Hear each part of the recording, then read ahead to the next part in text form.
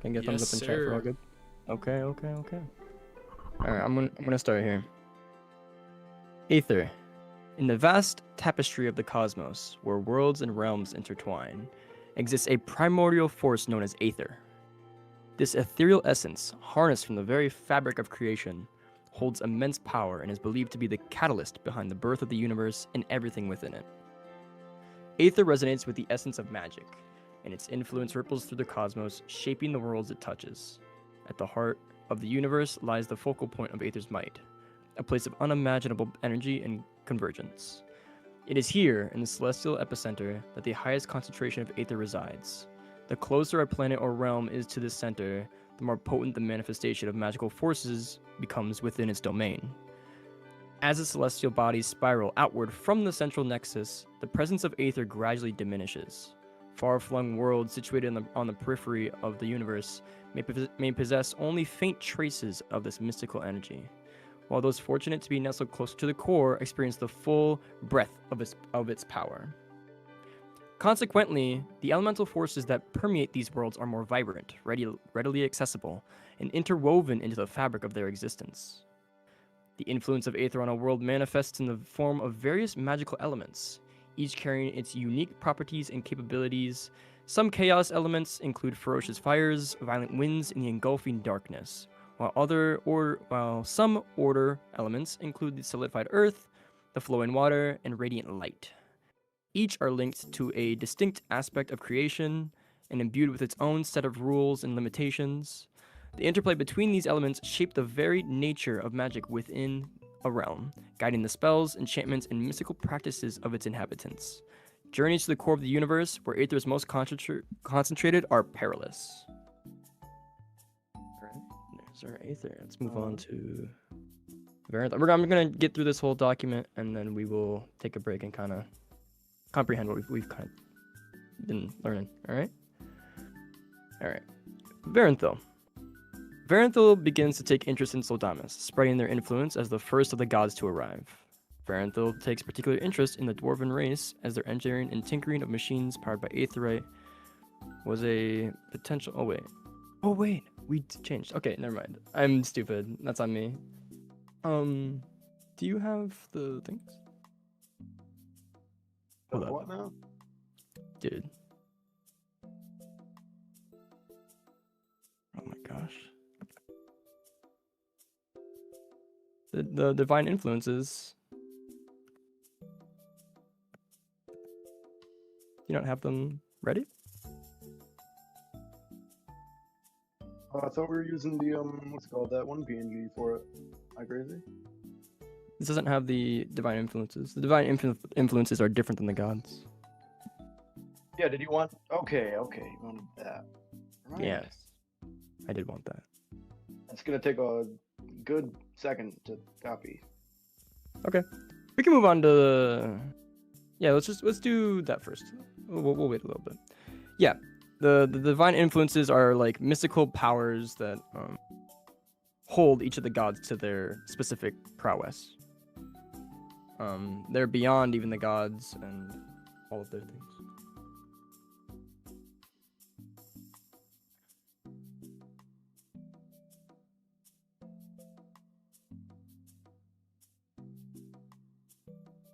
Vex, if you could zoom in a little bit when you're reading stuff, that would be nice. Sure. Of course.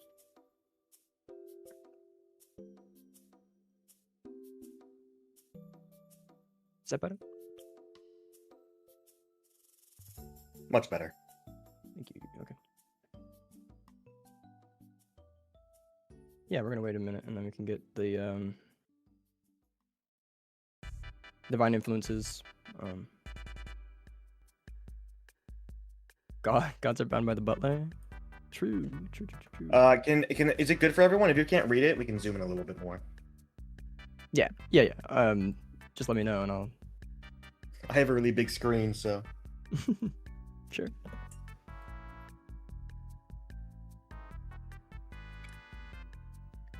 Here, I can just read them off. Alright, I can just read them off. I have them here. I have them up.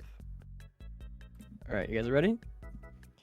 Divine influences. Divine influences in the universe are manifested through the interplay of four profound elements: awareness, memory, emotion, and will, encompassing both positive and negative aspects. Awareness grants the divine a deep understanding of the interconnectedness and underlying truths of the universe. Yet it also witnesses these shadows and hidden aspects that can lead to manipulation and deceit. Memory preserves the wisdom and knowledge of the divine, but also carries the weight of past traumas and painful experiences that shape the cosmic fabric. Emotion, too, bears the full spectrum of the divine, ranging from love, compassion, and joy to anger, sorrow, and fear. Will encompasses the determination, volition, and intention of all beings and represents the driving force behind the manifestation of divine power and action. These divine influences, both positive and negative, shape the intricate tapestry of the universe, reflecting the complexities and dualities of existence. They remind us of the delicate balance between light and dark and the choices we face while navigating our own divine nature within the vast cosmic symphony. We're going to start with memory.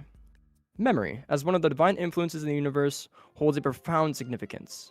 It serves to preserve the wisdom, experiences, and knowledge of the divine. It encapsulates the collective consciousness of the cosmos, carrying the imprints of countless memories, events, and lessons learned throughout time and space. Memory grants the divine a repository of profound insights and power.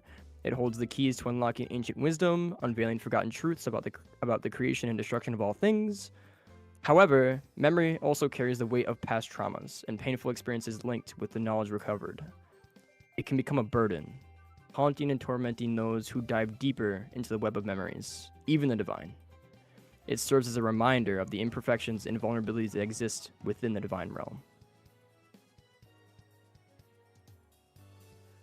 Awareness, as one of the divine influences in the universe, encompasses a profound and expansive understanding of the interconnectedness and underlying truths of existence. It is the all-seeing eye of the divine, perceiving the intricate web of relationships, energies, and cosmic forces that shape the fabric of reality. This heightened awareness grants the divine a deep insight into the workings of the universe, unveiling the hidden patterns, profound mysteries, and fundamental laws that govern its very essence. Though awareness, the divine recognizes the profound interdependence of all beings and phenomena.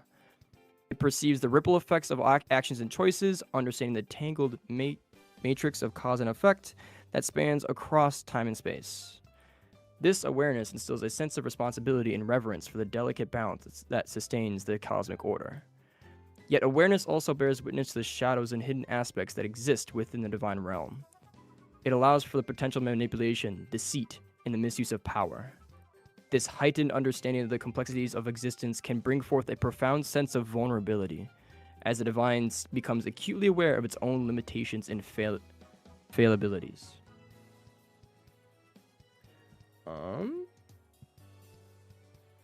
Then we're going to move on to will. Will, as one of the divine influences in the universe, is an integral and powerful force that encompasses the determination, volition, and intention of all beings. It represents the driving force behind the manifestation of divine power and action. Will is a potent source of energy that shapes the course of cosmic events. It embodies the strength of purpose to bring about desired outcomes, to include the natural order of creation and death. Through will, the universe becomes a canvas upon which intentions are imprinted.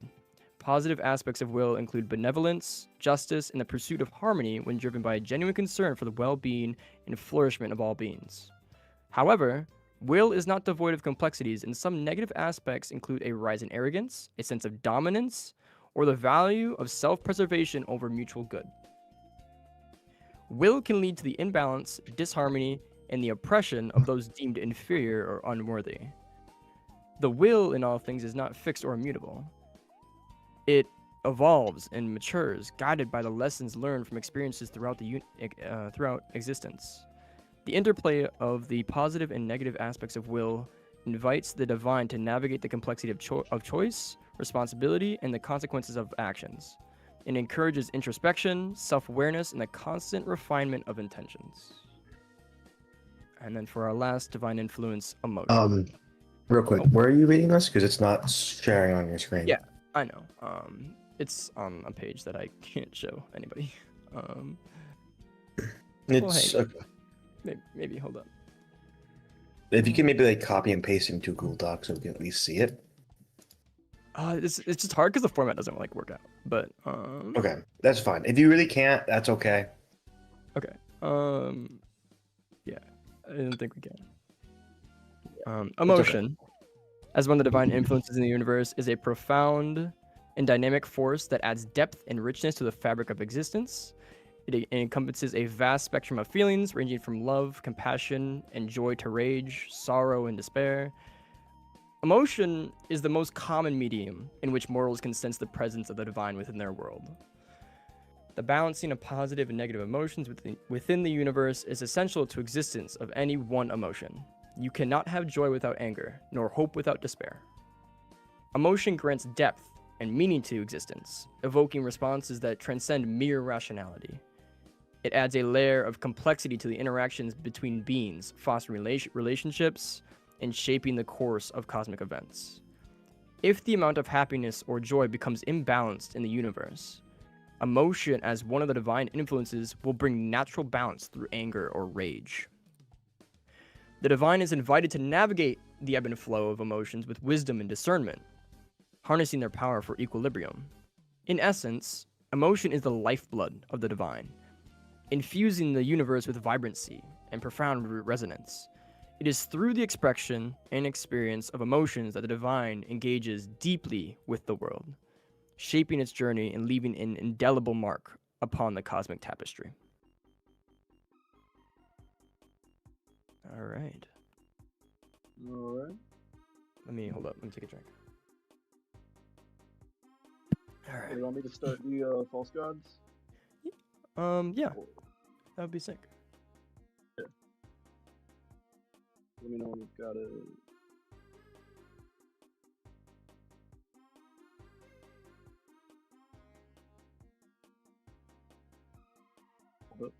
Meanwhile, while he's doing that,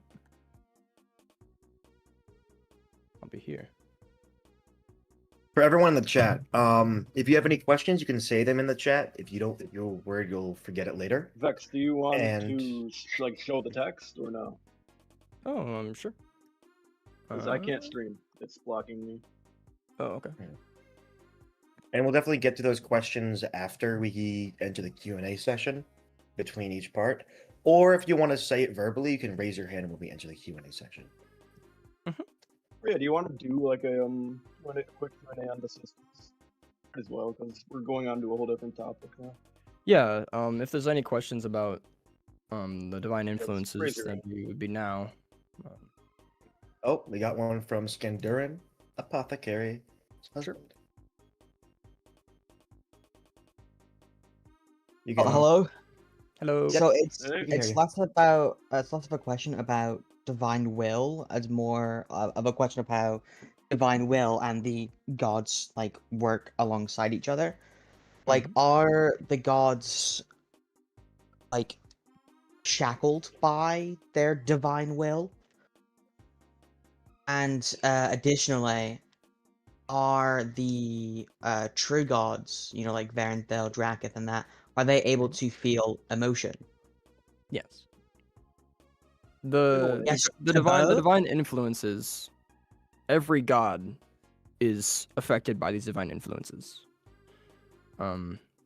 Each one has memory, each one has awareness, each one has emotion, each one has will, right?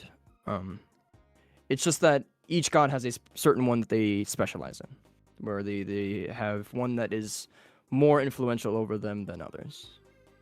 So Seems in that same way why they're like shackled, as you said. They are shackled by their own. Yes, but they're not creations almost completely immune to the other ones. Like the god of memory does not have will. It does have will. Like it's not separated from will. It chooses to do what it does. Yeah. Yeah. Are you able to answer the question on if the gods can feel emotions? They can. Okay. That's all. Yes. Okay. Thank you. Anything else before we continue? If you don't know how to raise your hand, there's a little hand button. All right, I think we're I good. think we're good. All right, we'll be moving on to the false gods.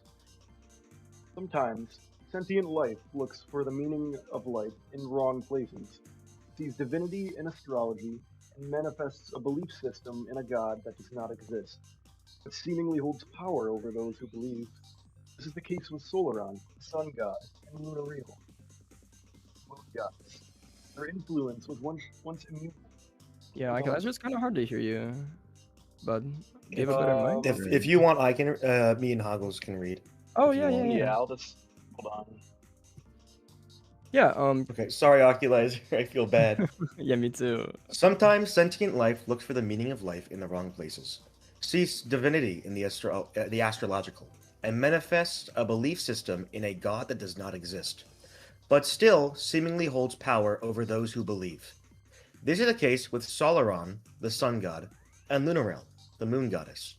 Their influence was once immutable, and even though it has weakened, you can still see the remnants of their presence today. Hoggles, you want to take over? Yeah, where am I starting at? The prophecy? Solaron. Solaron. Solarism. Solaron. Right here. Thank you. Solarism is the worship of the sun god Solaron. The personifications of the sun was not new to Soldamis, but the concept of Solaron as a deity did not exist before the proclamation of the sun-blinded soldier, which cemented the existence of the god of the sun in the minds of mortals across the world, and gave him a name and a prophecy, turning Solarism into a quickly spreading organized religion. You want me to continue, or? Yeah. Continue Okay. until like down here. Okay. The prophecy which leads to the rise of Solarism went as follows. Thousands of years ago, after a terrible battle that lasted all day and through the night, only one soldier was said to have remained. And there on the edge of the battlefield, over the cliff bordering on the endless sea, as the sun was rising, the soldier swore he saw Solaron, manifested in front of him, taller than any elf and as radiant and hot as the sun itself. The soldier claimed the ocean boiled and steamed around Solaron, creating an otherworldly fog lit by the god's presence. The soldier adds in his recollection that Solaron enlightened him with divine wisdom. The soldier was guided to share the need of all inhabitants of Soldamis, to extinguish war and set alight life in the name of Solaron. This encounter supposedly blinded the soldier, as he did stare directly into the sun for an extended period while experiencing these visions. The result only added credibility to his claims, causing him to be remembered as sun-blinded soldier, Solaron's first prophet. This, the first religion of Soldamis, was swiftly formed after the news spread of this impactful hallucination. And so too was the Holy Church of Solaron quickly founded, with the creation of the Children of the Dawn and the Sun Gazers of the Horizon. Soon to follow, the advent of lunarism and sun-blinded soldiers' assassination by Alara the Night Stalker hastened the growth of the Holy Church and spurred the creation of the Heralds and the Solstice and the Disciples of Radiance at the same time, unintentionally bolstering the cause of Solarism in conjunction with the genesis of lunarism. I can get this one here. Lunarism. Lunarism is the name for the worship of the goddess of the moon, Lunariel. Lunarism was founded as a response to the rise of Solarism across Soldamis, and its followers believe that their purpose is to ensure justice is served from the highest levels of government all the way down to the lowest back alley rivalries and everything in between. During the period referred to as the rise of Solarism, there was a call for peace in the name of Solaron. To most, this was seen as a noble gesture, but to many, particularly those who had lost loved ones in the war survived by the sun-blooded soldier, it was also a call to allow their families' sacrifices to become forgotten, in a condemnation to a life where justice would never be served on their behalf. A small grassroots movement formed, showing support for the families of lost soldiers. This then blossomed into a faction of justice seekers, ready for action. The first of them to follow through on lunarism's budding cause was Alara the Night Stalker, who assassinated the sun-blinded soldier in his home in Lunariel's name, Many believed it was Lunario's silver light that led Alara to the soldier unchallenged and allowed her to return unharmed, legitimizing the movement and the beliefs that swirled around it. Before long, lunarism and Alara's actions altered the past of solarism, leading to the creation of the Heralds of the Solstice as well as the Disciples of Radiance, while also growing lunarism to the point where its own two factions were naturally formed, the Blades of the Blood Moon and the Envoy of the Eclipse. The Blades are the enforcement armor of the cause, following through on necessary assassinations so that justice may be served when it otherwise might have been forgotten. The Envoy, on the other hand, works in the shadows to influence the political sphere, working with the blessings of Lunariel to alter systems in ways that will ensure the application of justice at every level. Alright. Yeah, this next one's pretty big, so we might want to take a break here too. That's the beginning of lunarism and solarism. That's definitely a lot of information. So, does anyone have any questions? If you don't want to go up on stage, you can say them in the chat. Yeah, just say them in chat, and then we can respond. Yeah, like we will be taking these like momentary breaks because there's as you can see there is 24 pages.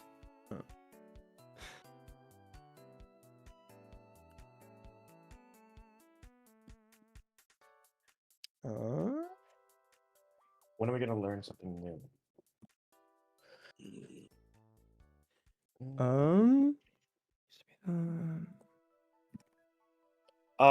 We're just gonna be going through everything. So Yeah, this is a little rerun for people who weren't caught up before. Near the end, we will have some newer stuff to go over. So.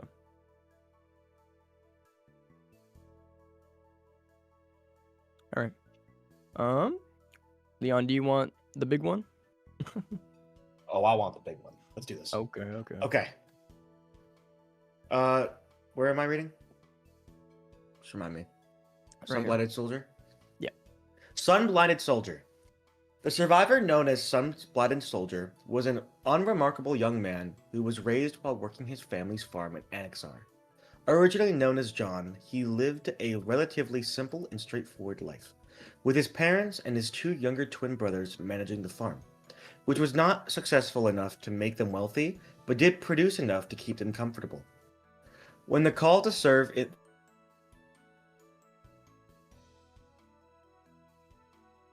just a tiny bit, a tad. That works. Oh. Sorry. That's on me. Sorry. Oh, what's happening, dude? Okay. Sorry.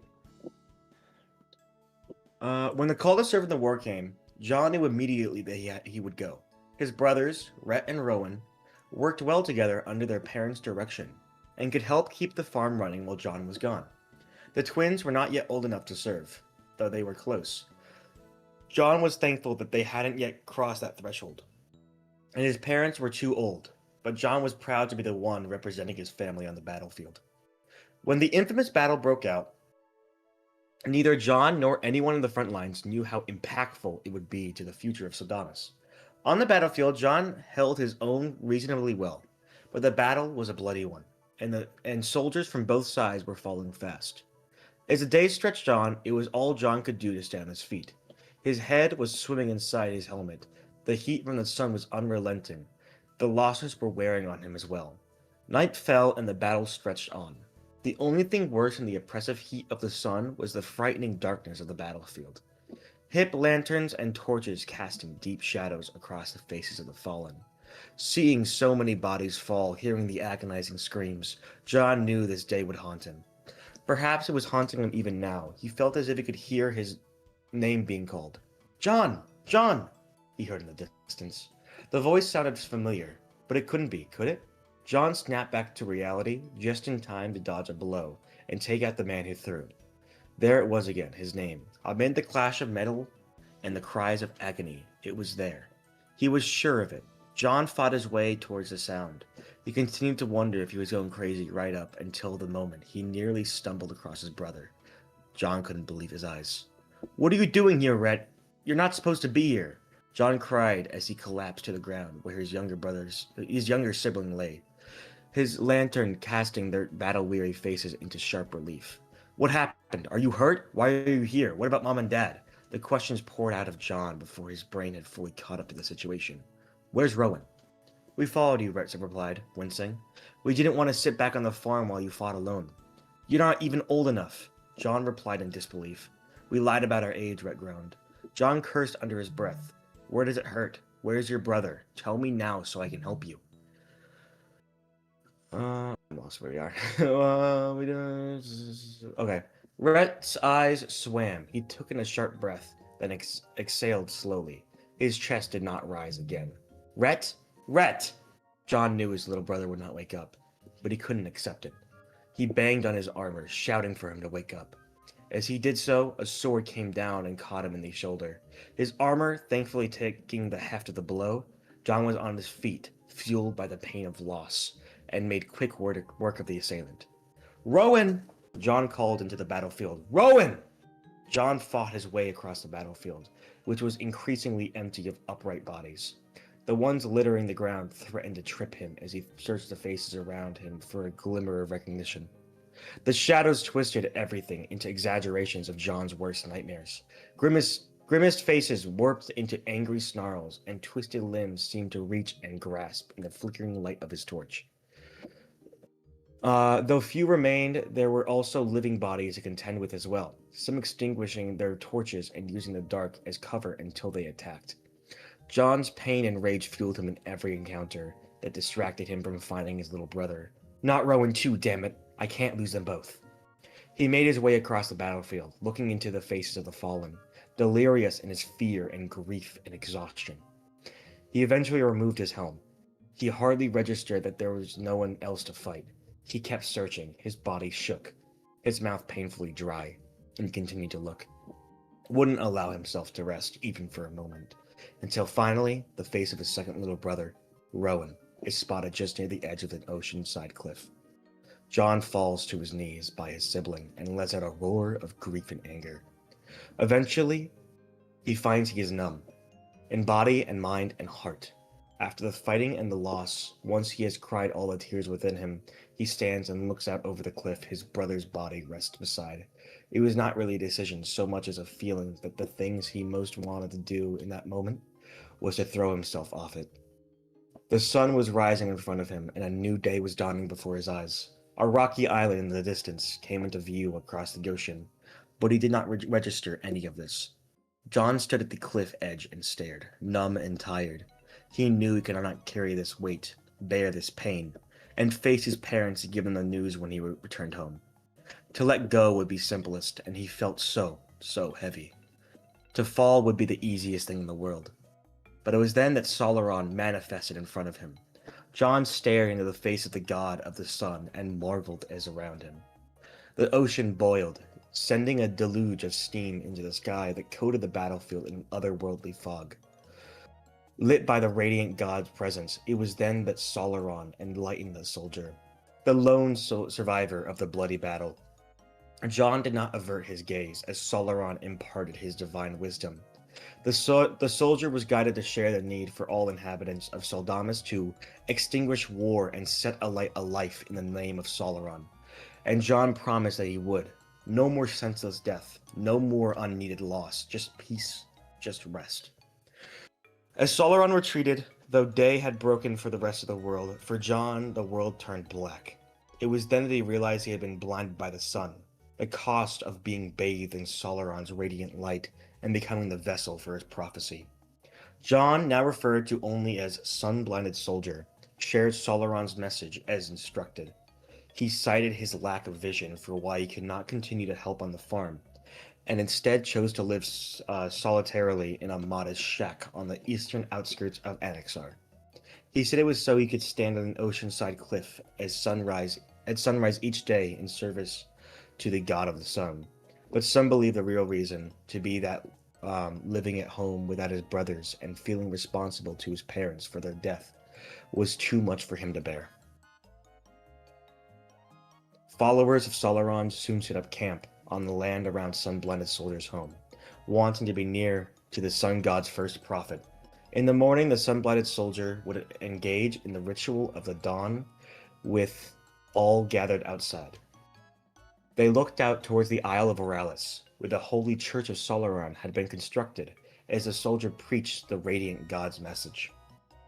At sunset, a similar ceremony was observed for the gloaming prayer, but otherwise the soldier would stay inside, alone, and remember his brothers, whisper prayers for his parents, and hope that due to Solaran's proclamation, no one else would have to feel the pain that plagued his heart every moment of every day. This is how he lived, oblivious to outside events, even to the rise of lunarism, right up until his death at the hands of Alara the Night Stalker.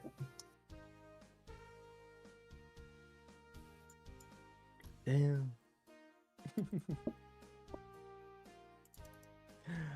Okay, Huggles, do you want to do Alara? Faux show. I can do Alara. Yeah, we are going over Ashes. We're going over, like, all of it. Mm-hmm. Hello, Infinite Rune. How you doing? Alrighty. Alara led an unremarkable life in Welfine, educated at a traditional school in Bergmer? Bergmer. Yeah? Bergmer. His name is Burger? No, I'm sure. Bergmer. Bergemian stag. Bergemian stag. Bergmer, in conjunction with a more hands-on training in nature preservation and the duties of elves in the forest surrounding the shifting city. But from a young age, Alara wanted to know more about the world beyond the trees. However, even the thought of leaving Welfine's borders was forbidden by her parents, who were elf purists that believed that the world beyond Welfine was not only dangerous, but could sully and corrupt an elf were she not careful. But Alara was brave and finally old enough to be out on her own. She decided she couldn't stand not knowing what was out there any longer and told her parents she was spending time with a friend outside the city for a while. She bartered to gain passage on a ship crossing the Inwelt Sea and before long found herself in the foreign land of Annexer.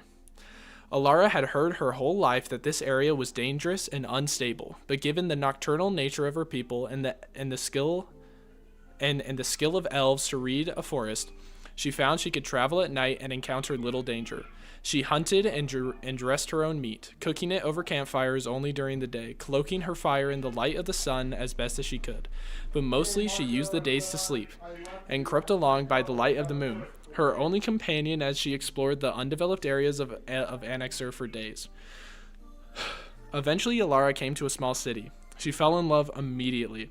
It was nothing like the shifting streets of Bergmer. It was quaint and organized and logical. The climate was wonderful. The sky kept a constant haze that all but blocked out most of the sun, meaning she could be up in the daytime during the hustle and bustle of the city and... Billy saying burger, baby laugh.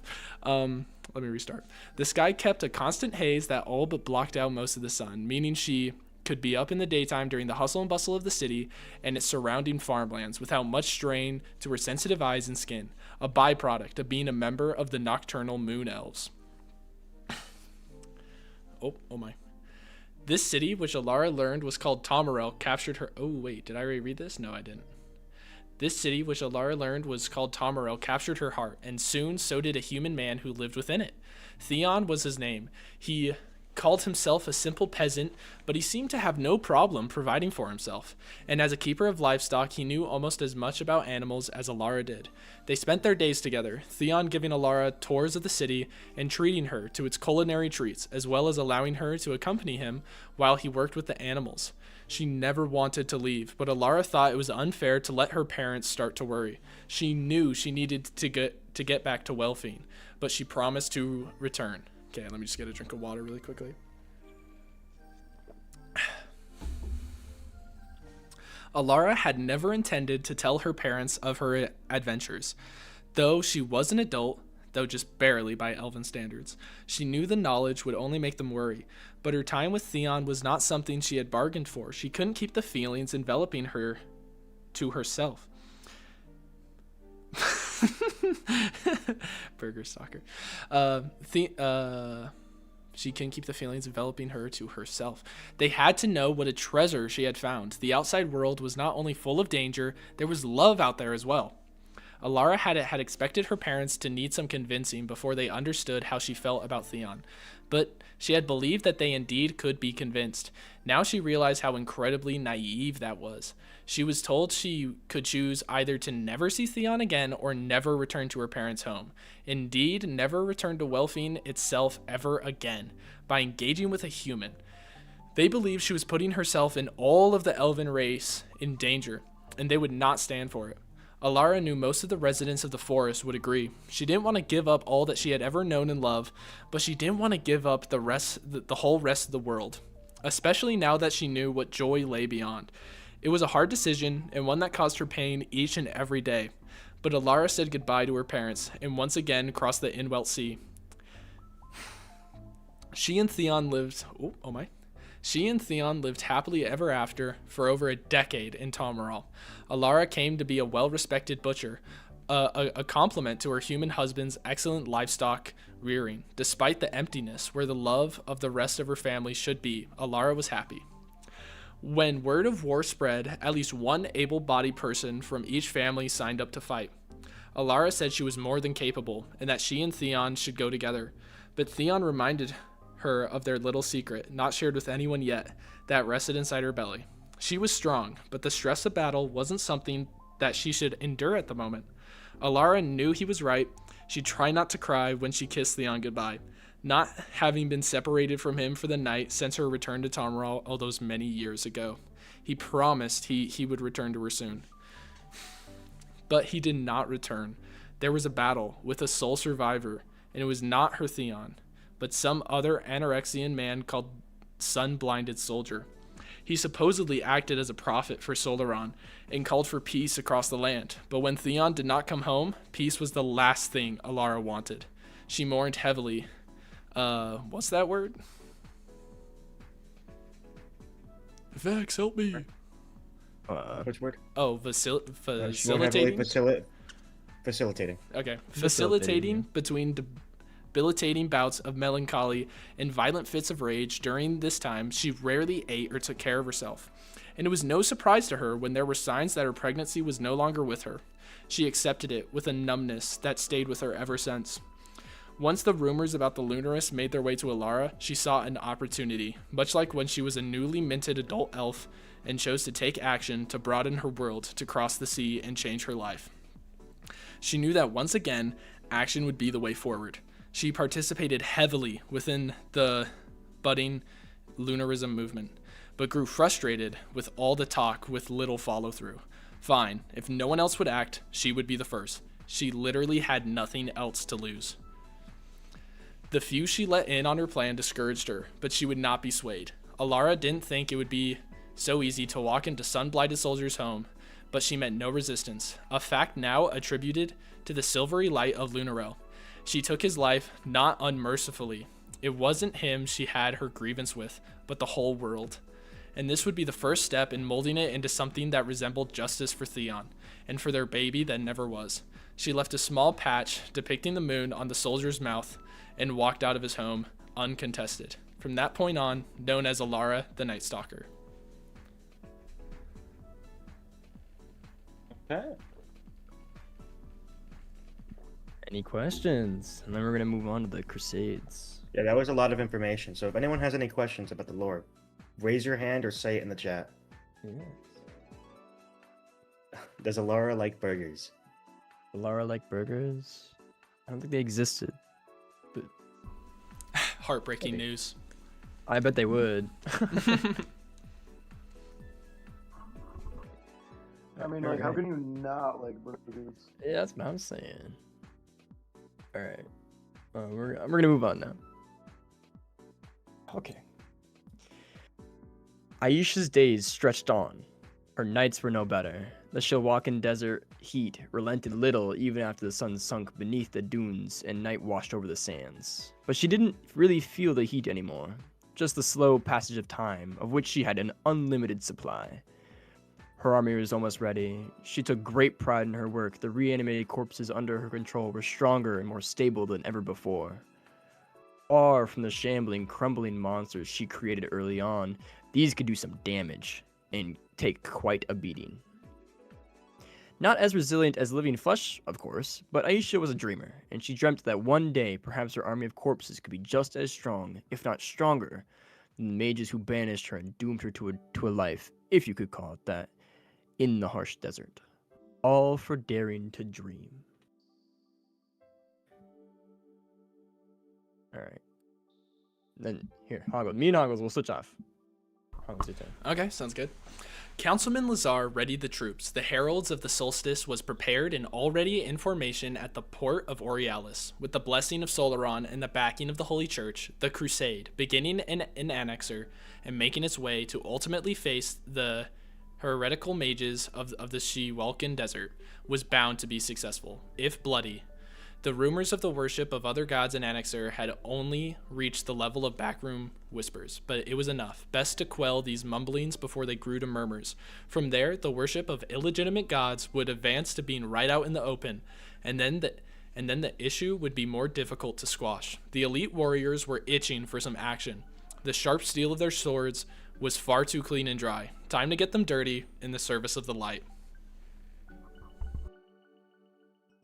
They saw the ships from the shores of Piata Oris. Visitors from Morales. This wasn't uncommon, as the island fortress often sent traders out to the city-states of Annexer. Which one they sailed for depended on the politics of the day, and which region was most stable and amenable to visitors at the moment. It looked like this day they had their sights set on Piata Oris. The ships, it was quite a lot of ships. As each appeared over the horizon, discomfort grew in those who had gathered to welcome the traders. A trading expedition had never sent more than a few vessels. Is this? Could this be? The first ship approached the docks and soldiers poured off the vessel, their heavy armor gleaming in the sun. Parents clutched their children and men retreated from the port altogether as the heralds of the solstice continued to disembark from their ships, one after another. The Piatan citizens quickly understood that this was anything but a trading expedition. Councilman Lazar watched as the heralds of the solstice swarmed the shores of Piata Oris. The Holy Church of Solaron had many disciples of radiance, scholars who made for excellent intelligent agents, stationed in the region who had sent back reports of the blasphemy taking place within the coastal city and across Annexer as a whole. Even so, the Crusaders would investigate before any official accusations would fall, though the councilman already knew exactly what they would find. And he knew his heralds would be eager to lay out the punishment. The city's transgressions would require, for the good of the Piatan citizens, of course. It was a blessing, really, for the crusade to arrive on their shores, reminding them who the one true God was and what it meant to serve him, or face the consequences. The Augur Or's intelligence networks were swift and efficient, so news of the crusade at Piata Oris spread through Annexar quickly. In Tamaral, there was a stir of unrest. In Tamaral, there was a stir of unrest at the report. The city-state famously kept to itself, its nobles preferring to remain cloaked in secrecy, and its citizens content to farm and trade and stay out of the region's politics. And they were generally successful at doing so. But a crusade cared little for their desires, and as Tamaralians did not tend to worship the sun god with much fervor, if at all, it wasn't a wild guess that the herald of the solstice would soon be at their border. The citizenry held out hope that the heralds of the solstice would pass them by and continue their trek into Shawaka, for they were certain that must be their ultimate target. But they weren't fools, and they began to prepare for an assault nonetheless.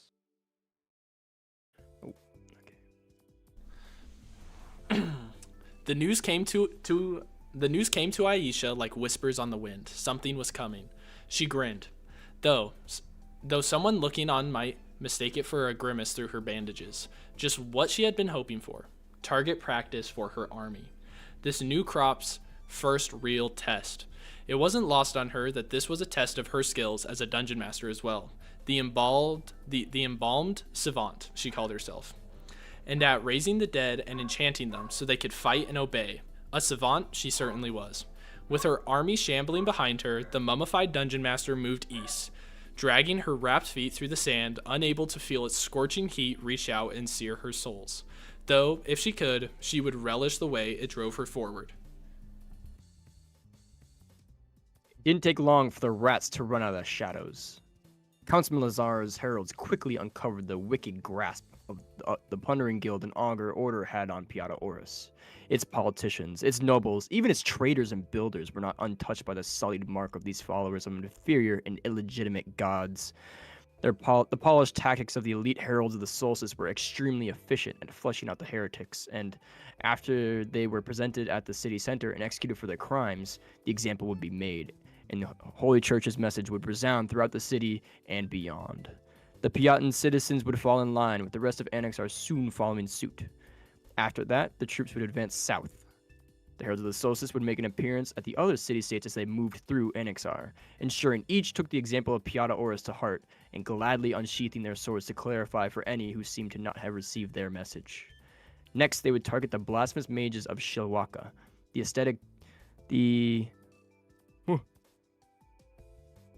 the atheistic desert society, a frequent target of Morales' ire, and the fitting proving ground for this crusade. The heralds of the solstice would whet their blades on as many heretics between them and their final goal as necessary, and maybe a few more.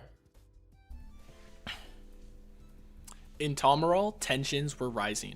Word was that the heralds of the solstice work was nearly done in Piata Oris, and the crusaders would soon be moving south.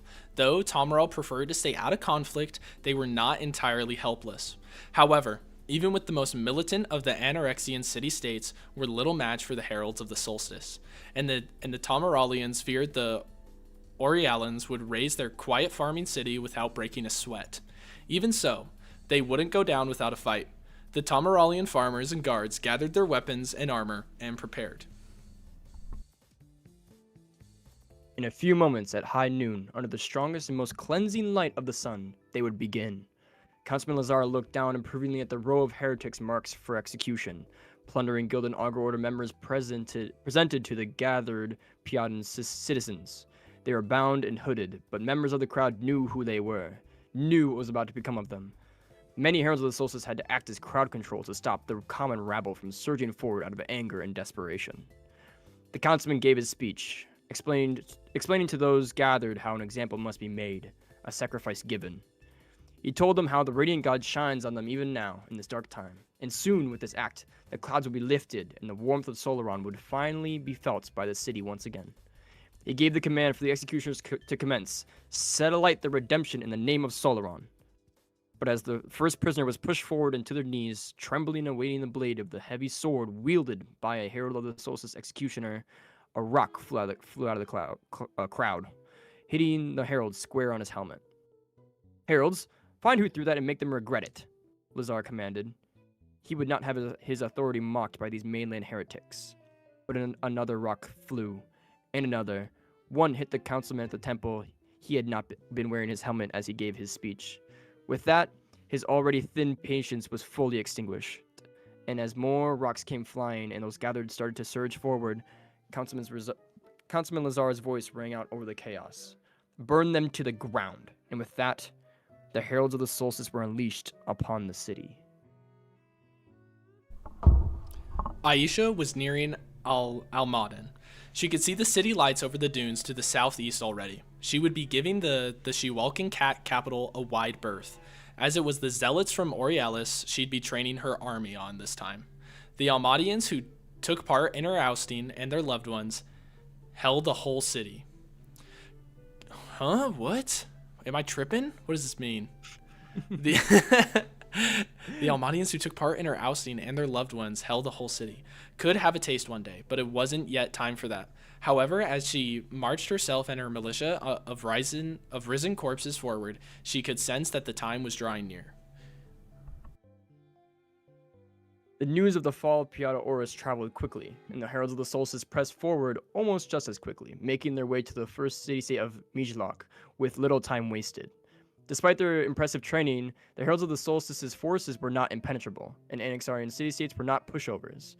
Mijlok's citizens had known their city would be the next target, and they prepared for the heralds of the solstice's arrival from the moment the news spread that the crusade had hit Piata Oris' shores.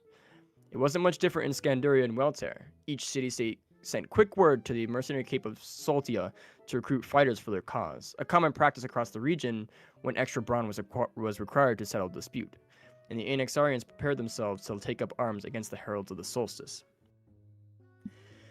The clash came just as anticipated. The Mijlok fighters, with the mercenaries hired to battle by their sides, managed to make a dent in their Heralds of the Solstice's numbers.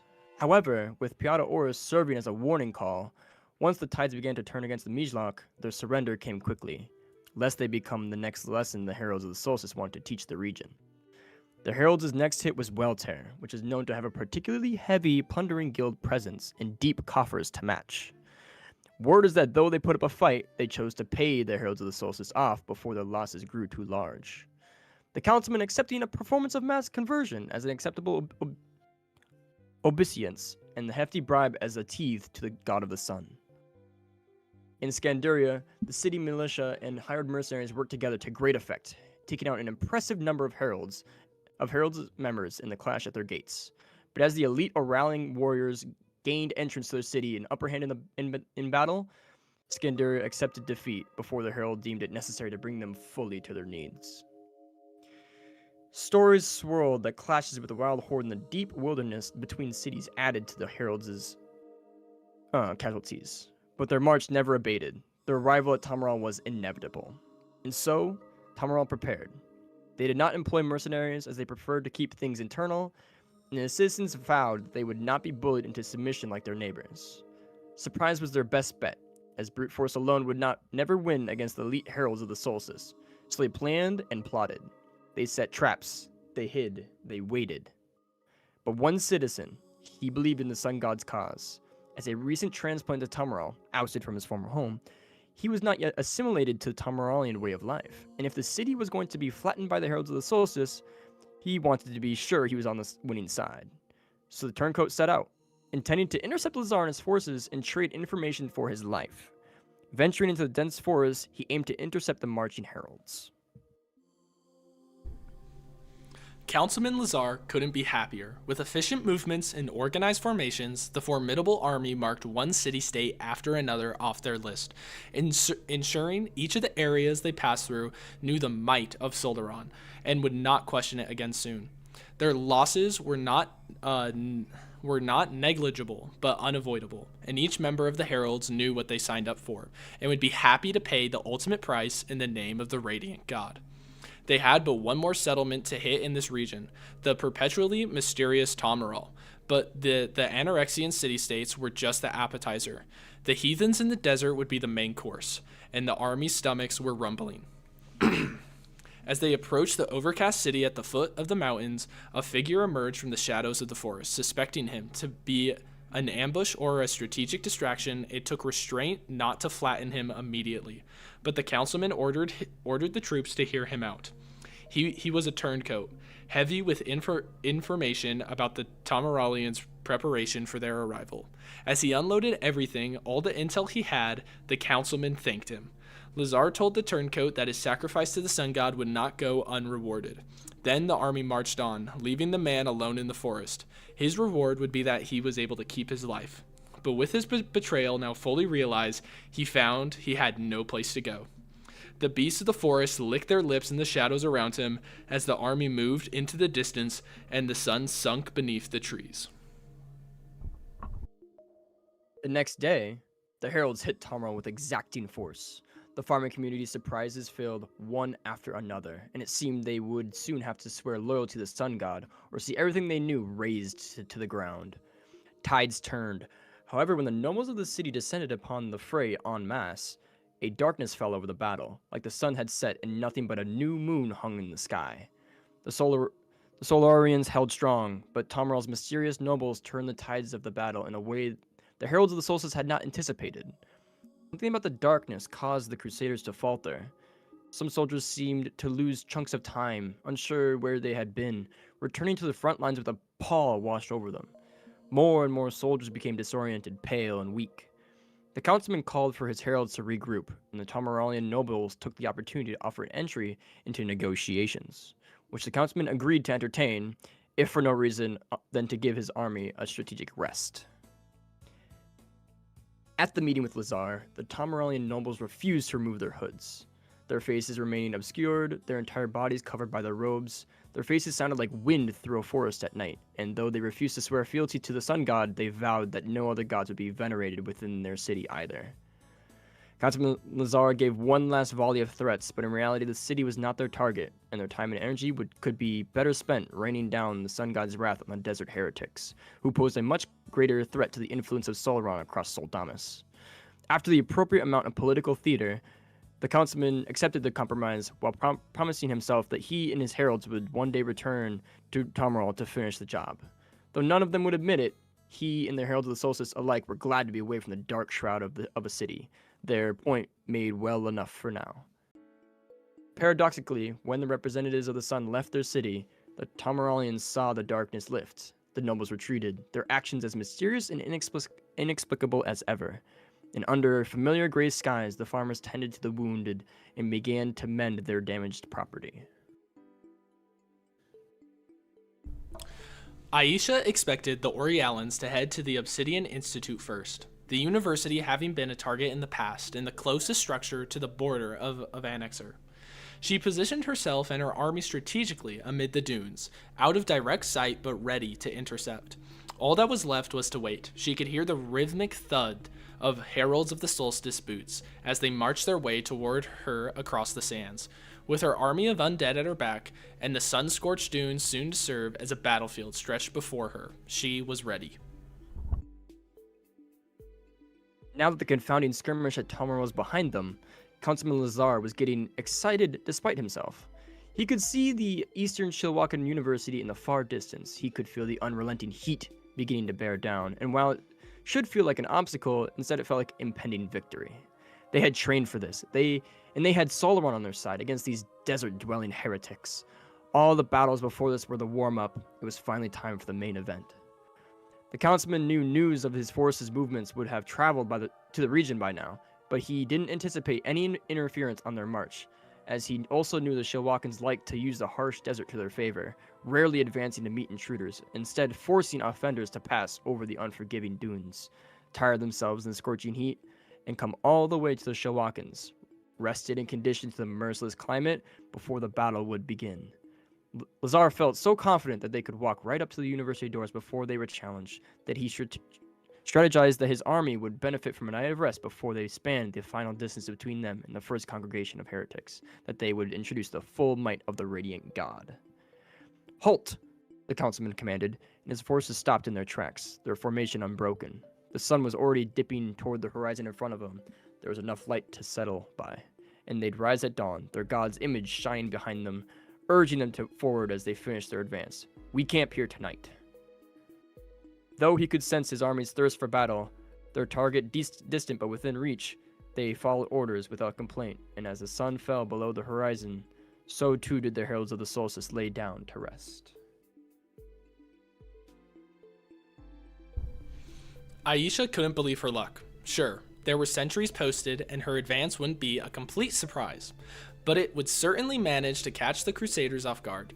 She had anticipated clashing with a fully mobilized army, but engaging with them at night while their guard was down would be a totally different experience, one she felt certain was in her favor. She waited patiently until the majority of the soldiers had retired before commanding her army forward.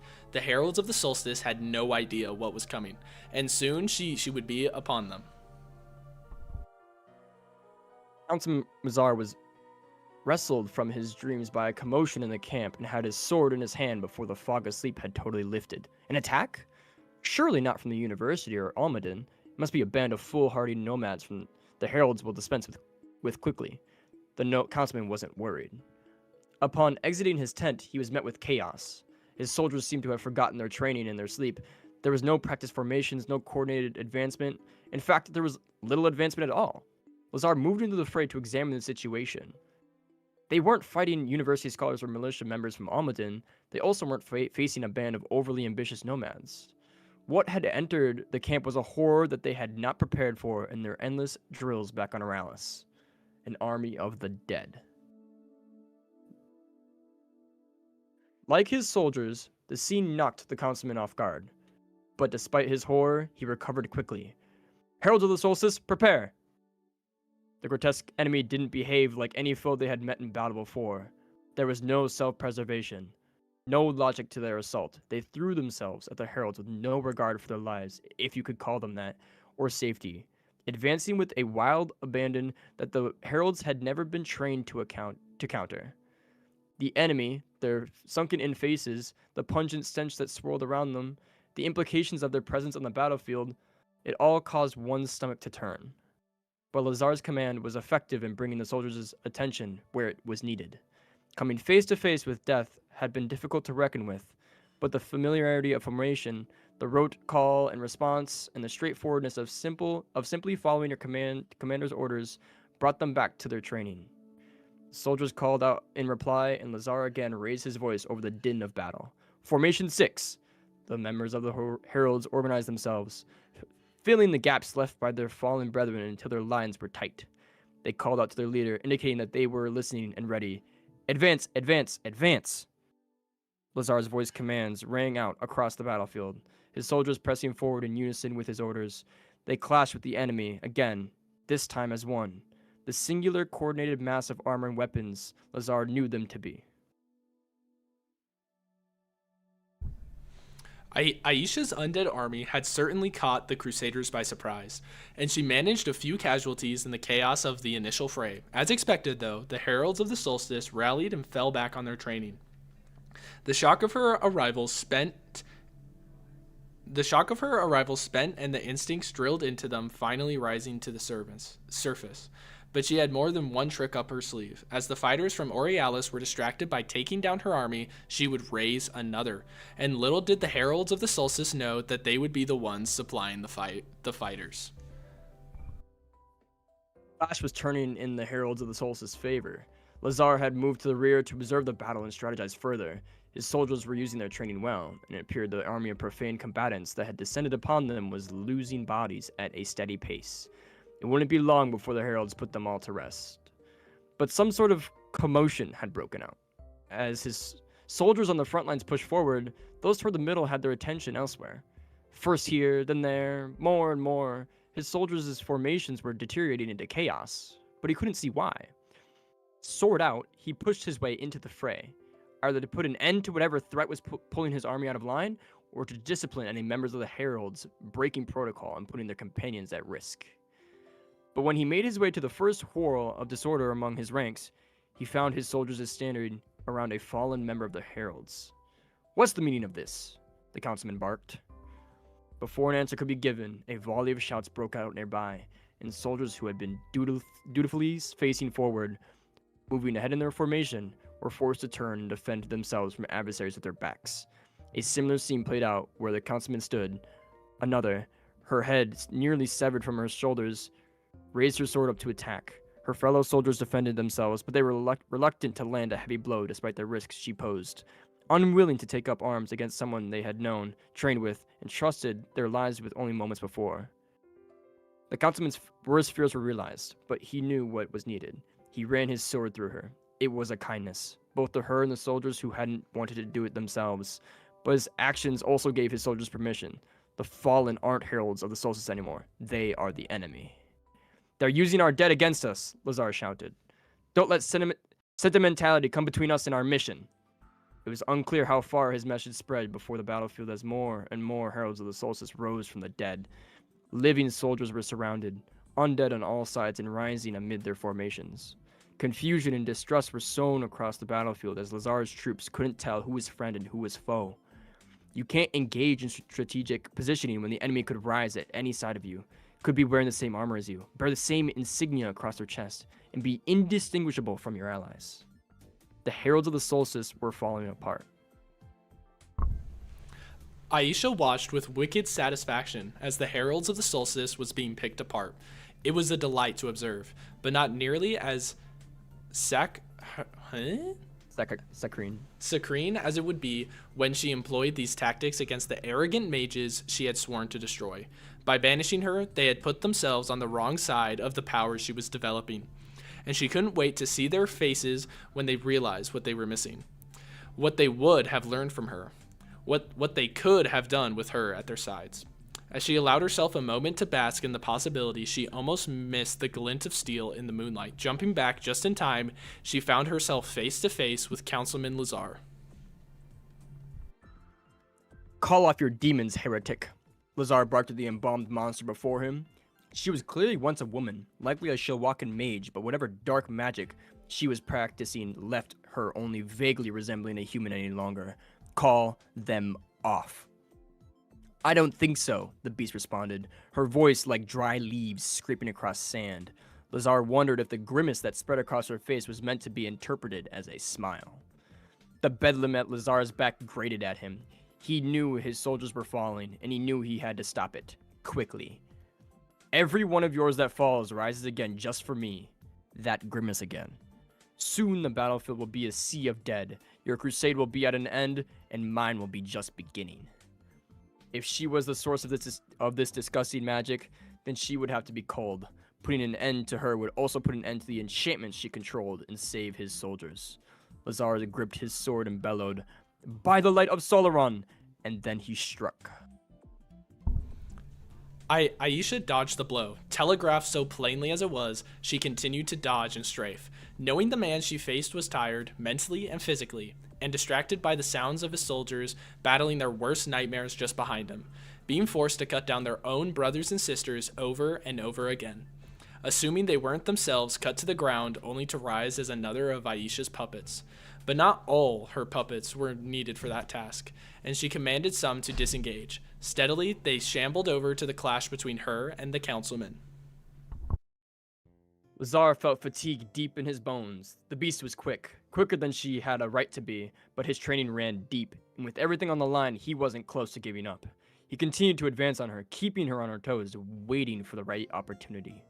As he swung his sword, certain this time it would finally strike true, a body came between him and the creature, and it instead took the blow. One of his own, reanimated, now struck down a second time. Lazar turned and found himself surrounded by a group of risen corpses, some of whom he recognized. They moved to strike. "You're going to help make my revenge all that much more sweet," Lazar heard the beast rasp out behind him, as he blocked a swing from a soldier who he had trained for the better part of a decade, whose family he knew, whose daughter wanted to join the Heralds of the Solstice just like her dad when she grew up. He didn't have time to think about what the beast could possibly mean as he swung his sword to meet the blade of another Herald of the Solstice soldier. Other undead, not from Auralis, came up behind him and grasped at the waist, attempted to pull him down. It limited Lazar's mobility. Impairing his parries and strikes, a sharp, brittle noise reached Lazar over the brawl, and it occurred to him that it must be the sound of the beast laughing. She spoke words he didn't understand, and one of the undead, gripping his waist, fell to the ground. It was as if it was deflated, an empty bag where the body collapsed. Lazar was temporarily relieved that the weight of the thing was no longer dragging him down, but then he felt a blow, not physically, something sinister and magical. A wave slammed into him. The beast, again, chanted something incomprehensible. Another of her minions fell, and Lazar was struck again and again. Soon the remaining creatures were upon him, and Lazar no longer had the strength to fight them off. The last thing he saw were the expressionless eyes of the undead Heralds of the Solstice soldiers, who raised their swords through no will of their own and brought them down upon their commander. Then, nothing. Aisha's work was nearly done. Her experiment had been a success, and she would take what she had learned and turn it against her oppressors. She believed she was almost ready, but didn't allow herself to get swept up in feelings of bravado. When that day came, her adversaries would be so arrogant to think they were stronger than anything they could encounter. They would take more precautions, and they wouldn't be worn down from a string of battles before their clash. With magic as their support, they would be a different type of challenge altogether, less predictable. But she was gathering the tools she needed to turn the tides in her favor. She grinned to herself and looked down at the body on the ground before her, nudging it with her foot. Her wrappings dragging across the sand. Tools indeed, she said to herself before chanting her spell. As Lazar rose, she smiled at the idea of setting him loose on the mages within the tower. For now, she'd let him finish off his own remaining soldiers, as a little appetizer, she thought to herself, and commanded him into battle just as the sun rose over the horizon. That was a lot. Wow, look at all that. That was a lot. Dang, Okay. I never Yeah. knew that Aisha and God. Councilman clashed. That's crazy. Yeah. Also, am I hearable now? Yes, you Like, are. reasonably? Your mic Also, quality does is this still mean- the does this same, mean- but My what? Your mic quality is still the same as before. Yeah. Why is that happening? I don't know. An entirely Yeah. different mic. Any thoughts from you two? I know you guys aren't in the lore.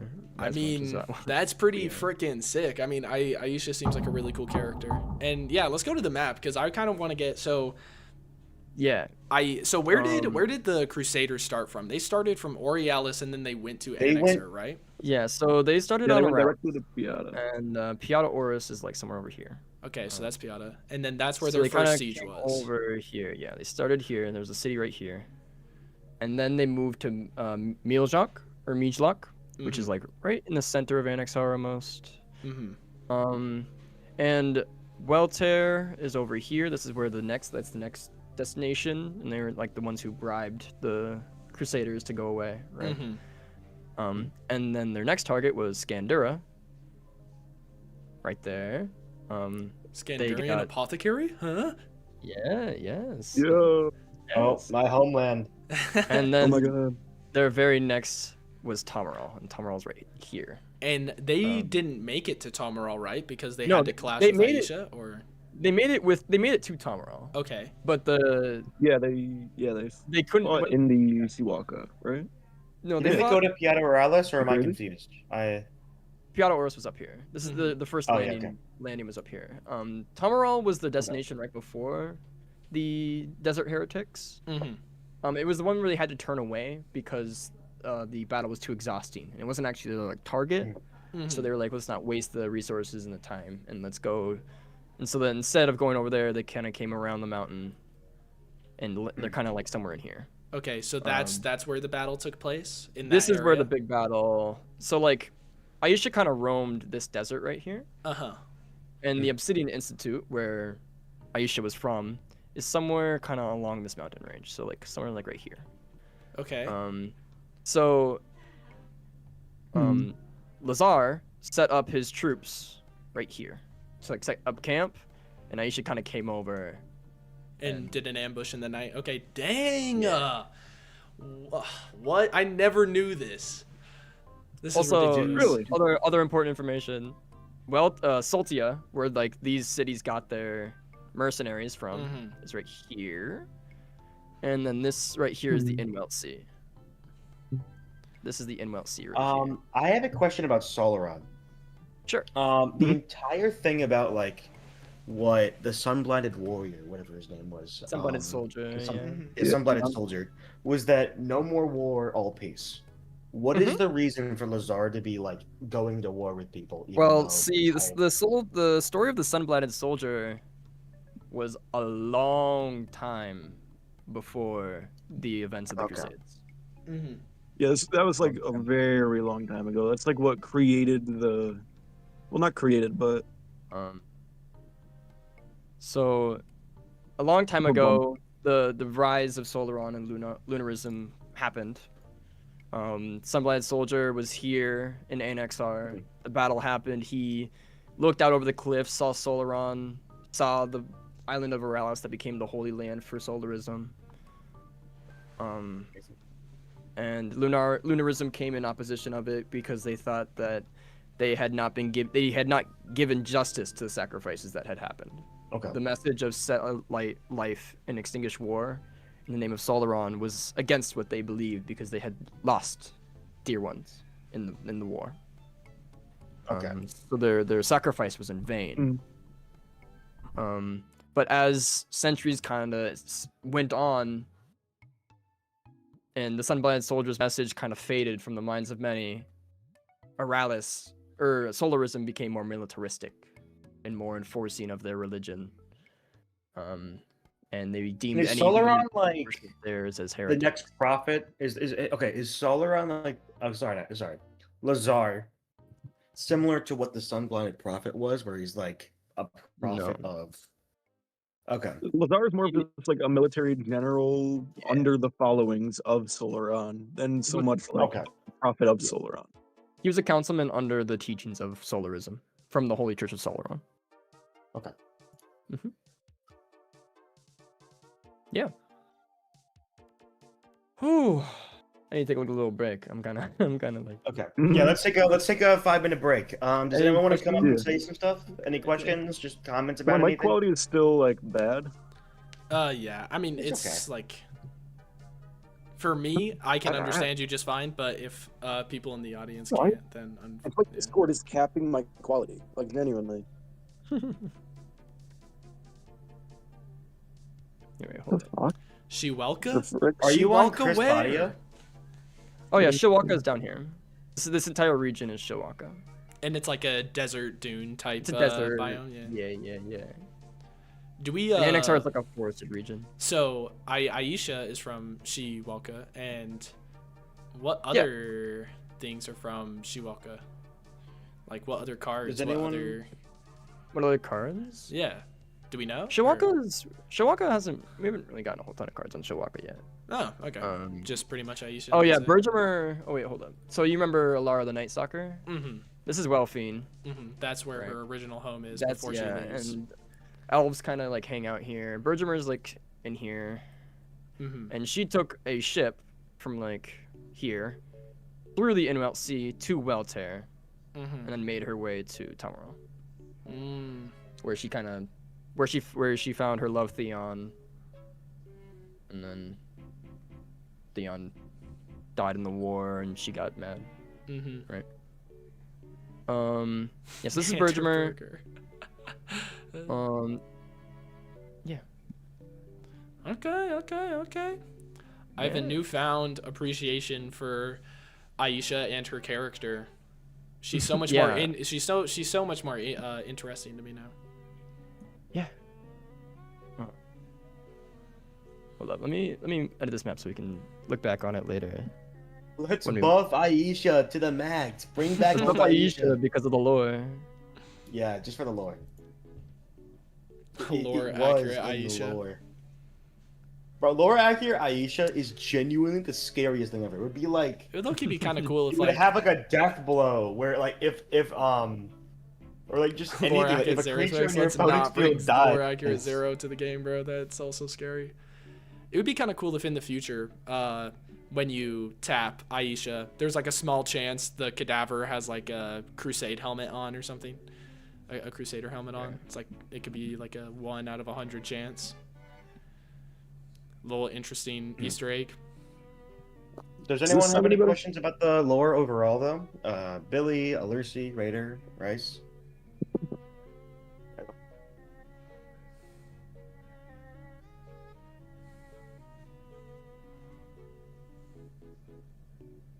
We learned something new about Aisha.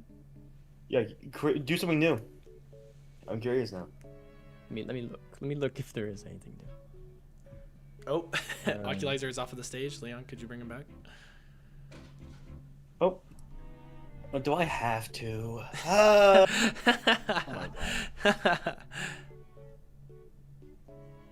We don't want this guy back. I invited you to speak. You said no. Come here. This guy. I can Is read he- you off her backstory. I'd be happy to read off her backstory to you guys if you want.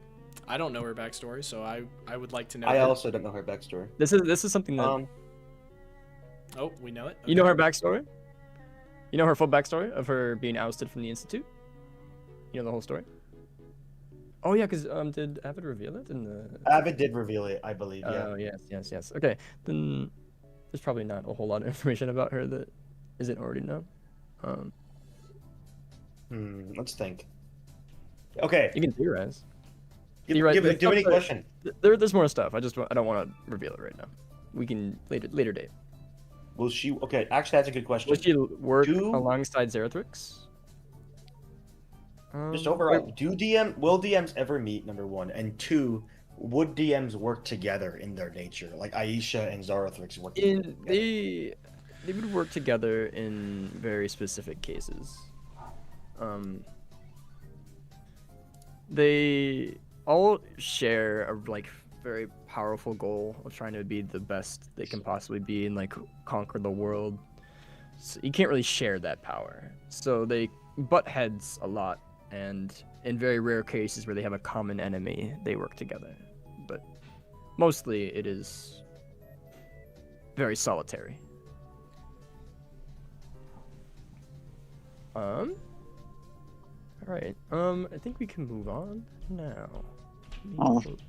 Yep. Welcome back, Isaac. Yeah, I don't know. I can't figure it out. All right. Once we start doing Raheel stuff, I'll do another like, hey, we're doing Raheel stuff. Not Raheel. Sorry, I love Raheel, so he's like the only important thing to me. It is the Ashes time, so The Ashes cards. Once we start doing the Ashes ones, so I'll say a it's little, like, the Ashes time.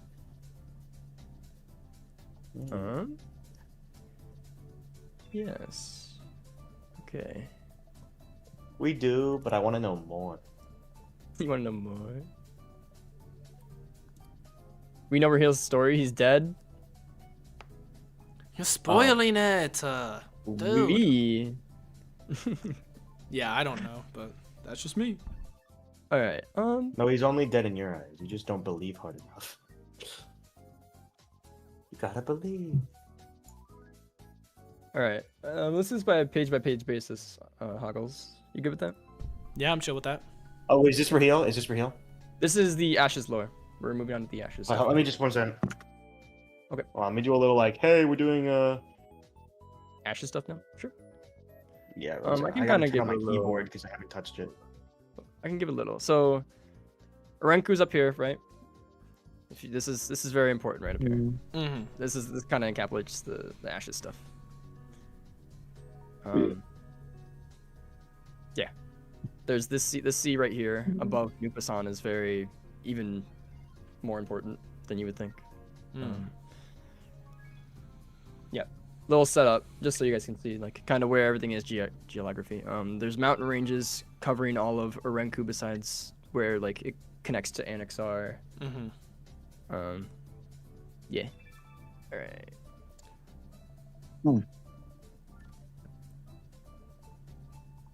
Alrighty. Alright. We begin our story in a greed-filled place, somewhere where only coin rules the land and all else fails. The gods above throw them to paths unimaginable, give light to things unseen in our times, and show their world that their sole purpose is not that of an organic life form, meant to live to reproduce, but rather as a simple tool to achieve their masters' wishes. For as much as they cannot see, they can kill instead. The group surrounded the brush strategically, their torches in hand. On 3, Raheel shouted, an anthropologist made by trade. This was his first trip he'd taken outside of work in years. He was usually painstakingly cataloging discoveries on his expeditions, or buried under piles of research in his study.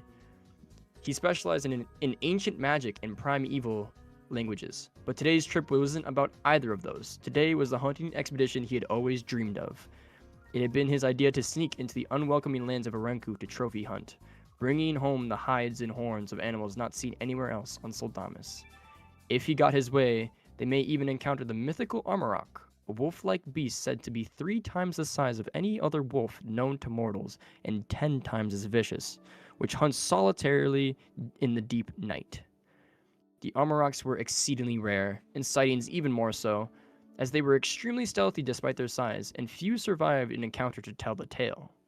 Raheel and his cohort had hoped to uncover one as it slept through the day, giving them the advantage to take it down, but they had been unlucky so far, not just in locating the Amarok, but also with their hunting in general. The Rahil's studies had introduced him to the concept of fire hunting, where thick, dry brush is intentionally ignited in order to drive out all the game hiding within, and he didn't see why they shouldn't use that to drive out some prey. Done correctly, the fire burns inward in a circle, extinguishing itself where it meets itself and runs out of fuel, and countless prey will either leap from the flames, a prime target for a clean shot, or be burned to death within the blaze, ready to be picked by the hunters for an easy meal. The steppes of Arenku would lend themselves very well to fire hunting, Raheel was sure, though as far as he knew, the locals did not employ this strategy. 3, 2, 1, the group, which was spread around the brush, brought their torches down on the dry grasses and shrubs and brambles, and the fires caught immediately, viciously even. It wasn't long before rare and beautiful creatures were leaping from the blaze. The hunters raised their guns and took out one fleeing animal after another. The rhythmic bangs from their weapon punctuated the crackling snap and sizzle of the fire as it burned inward. But as the party's attention was on their prey, they failed to notice the fire's appetite. It did not meet itself in the middle and fizzle out as expected. Rather, it carved a path forward. Consuming more and more, growing in power with every moment, it wasn't long before the fire was completely out of control. The hunters did what they could do to stymie the blaze, but all their efforts were proving ineffective, and the fires continued to grow and grow, their violent flames and choking smoke stretching onward before them in a horrifying motif. It is an understatement to say the clans that populate Urenku are not fond of visitors. They believe only they can properly maintain the delicate balance of give and take on their lands, and outsiders will upset that balance. And since that balance means the clans are fed and have shelter, its conservation is life or death for them. That is why the hunters had needed to sneak into Urenku, taking a few small boats across the inalienable sea rather than going by foot, where they would have met the imposing gates and been turned away. If not worse. When they saw the groups of Urenku locals making their way toward the fire, the hunters forgot about saving the lands from the blaze and focused instead on saving themselves. The Urenku tribespeople were more focused on controlling the flames than they were on drawing blood, at least for now, and Rahil's group managed to escape. "How much longer do you think we need to lay low?" asked Eric, the youngest of the group at only 17. "Not much longer," Rahil replied. "The fire spread with the winds to the northeast. We should be able to retrace our steps and get back to our boats without encountering the locals, as long as they're still out there battling the flames." Once they were sure all the clans fighting the blaze had followed it into the distance, the group began to double back and make their way to safety. Seeing the destruction of the land was harrowing. Rahil felt a tinge of guilt as the now barren landscape stretched out in front of them. The party moved silently, trudging through the ashes, which stained their boots and whipped up in the wind to sting their eyes. As they moved through the charred land, once bustling with unique flora and fauna, and now one homogeneous flat expanse, one of the two women in the group, Alina, noticed a different timbre to her steps. She paused, the party continuing on without her. "Wait," she called to her companions. "There's something here." Indeed, there was some sort of hatch made of heavy wood, a symbol emblazoned across it that none of the party seemed to recognize. It must have been concealed by the thick plains, grasses, and brush, and magically protected from harm or decay. It took all 6 members of the group working together to pry open and lift the door, allowing it to fall to the side with a heavy thud. A cold wind blew from inside. The hunters looked at each other, the gaping maw of the entrance somehow eerie, intimidating now that it was exposed. A few of them shuddered. Rahil, however, lowered himself down without hesitation, disappearing into the inky black inside. Once the light of his torch flared to life within, Alina followed, and the rest of the group lit their own torches and hesitantly followed, with Eric the last to enter the cavern. There were sconces throughout the space, and Rahil had already lit several by the time his companions joined him within. Even with part of the large room still cloaked in shadows, it was obvious that they had found something monumental. Clearly a temple of sorts, the walls were lined with shelves of scrolls, books, manuscripts, and primers. Tables were laden with tools and equipment that appeared to be varying degrees of ritualistic, scientific, and magical in nature. The hunters continued to light the sconces as they took in the wonder of what they had found. They browsed silently, examining every inch of the space, even though most of the words and symbols located throughout the temple were all but incomprehensible to the group. Rahil seemed to be the only one who had any inkling of the significance of the foreign script that surrounded them. His eyes lit up and his breath quickened. The more he explored the contents of the temple, it was almost certainly unknown. The frozen tundra once reached its icy fingers all the way down to their current location in the steppes, so it was not out of the realm of possibility. And though the unknown did not wield the magic themselves, it was known that their scholars studied the use of it, and often inspiring mechanical, aether-fueled alternatives to their findings.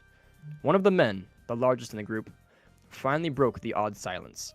"I bet collectors would go crazy for all this stuff."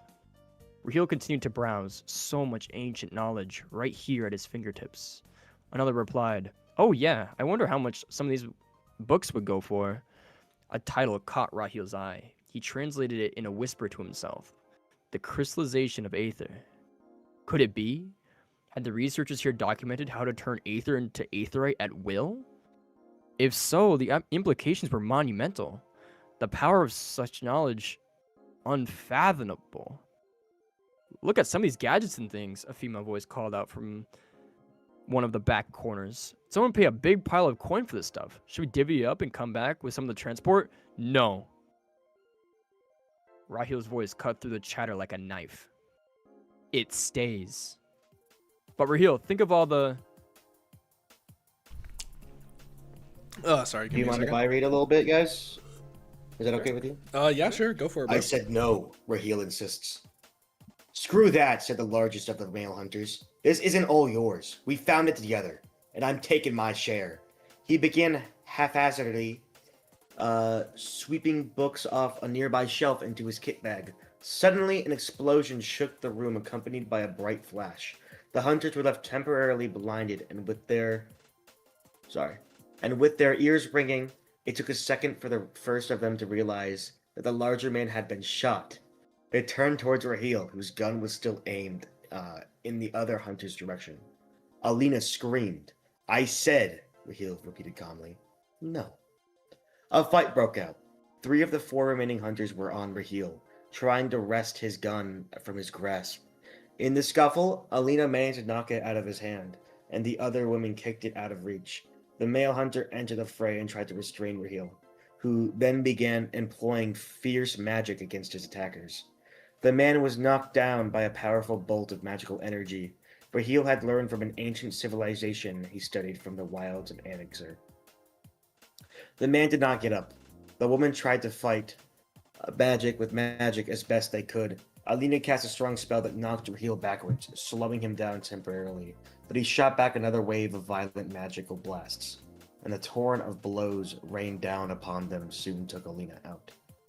With the other woman falling not soon after, their bodies remained lifeless on the cold stone floor. Throughout the skirmish, Eric had taken cover back near the entrance. As Rahil's final victim fell, Eric used what he saw as his last opportunity to leave the temple alive, and made his way out the door, a bolt of electric magic singing the spot where his feet had just been planted. Eric made his way through the burned landscape back to one of the small boats still moored at the shores of the innumerable sea. Though it was much harder work without the additional hands of the other hunters, with the aid of adrenaline and fear, he managed to row all the way home. Back at the temple, Rahil took only a moment to gaze at the carnage around the room, before he made his way to the large hunter and reached into the dead man's kit bag, returning all the tomes he had swiped back to their rightful places on the shelves. Rahil then used his magical abilities to replace the hatch on top of the entrance. Satisfied there would be no further interruptions, he took one of the books off a shelf at random and sat at the desk close to one of the wall sconces and began to read. You can go, Huckles. Okay. Back home, Eric kept the true results of the deadly expedition to himself. When pressed, he said the party had been ambushed by a group of Uranku tribespeople, and unfortunately, the hunters hadn't made it out alive, but the events haunted him. And he confided each minute each minute detail of the encounter to his journal, which served as his companion when the faces of his dead friends kept him up at night. But just as they haunted him, so did the treasure that remained in the temple deep in Inaranku. A member of the plundering guild, Eric, knew the contents of the temple could easily set him up for life. One night, when surrounded by guildmates and with the sweet taste of honeyed mead loosening his tongue, he spoke of the temple for the first time. He imagined Rahil must have taken what he could and abandoned the site by now, as much as he may have made off with it. He imagined Rahil must have taken what he could and abandoned the site by now, as much as he may have made off with. There's no way one man alone could have emptied the temple of all its valuable artifacts. Eric and several of his guildmates laid out a plan. They'd leave the very next night and, with Eric at the lead, would sneak into Uranku just as the hunters had done, this time under the cover of darkness, and they'd find the temple and grow rich from its treasures. Eric told his journal told his journal that night how the newfound fortune would be the antidote to his sleepless nights. The joy of riches overshadowing any memory of that awful day on the plains. The pile of books Raheel had read grew tall and taller still, and yet the shelves remained brimming with more knowledge and information he'd yet to absorb. There was so much to learn, so much to experiment with, so much power here at his fingertips, if only he could consume it all. Raheel kept notes of his studies, using his journal, writing as an opportunity to synthesize the information he'd spent day and night scrutinizing. He carefully read each of the translations he found throughout the temple, doing his best to emulate the instructions laid out in the ancient script. His own writing was becoming sloppy, nearly illegible as the thoughts flooded through his mind faster than he could scrawl them down on the parchment. But still, he wrote, if for no other reason than to document his own personal journey of discovery. He was certain that if he made use of the knowledge found within the temple, he would be spoken of for centuries to come, and this living document could serve to inform the masses of his work, his discoveries, his genius.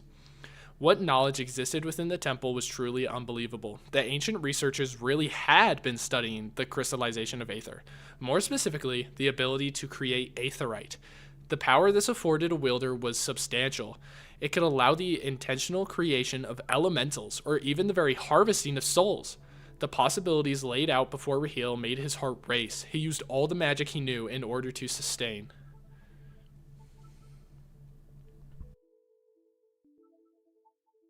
Sustain himself so that he would never need to leave the temple and could voraciously read every single bit of information he could retain.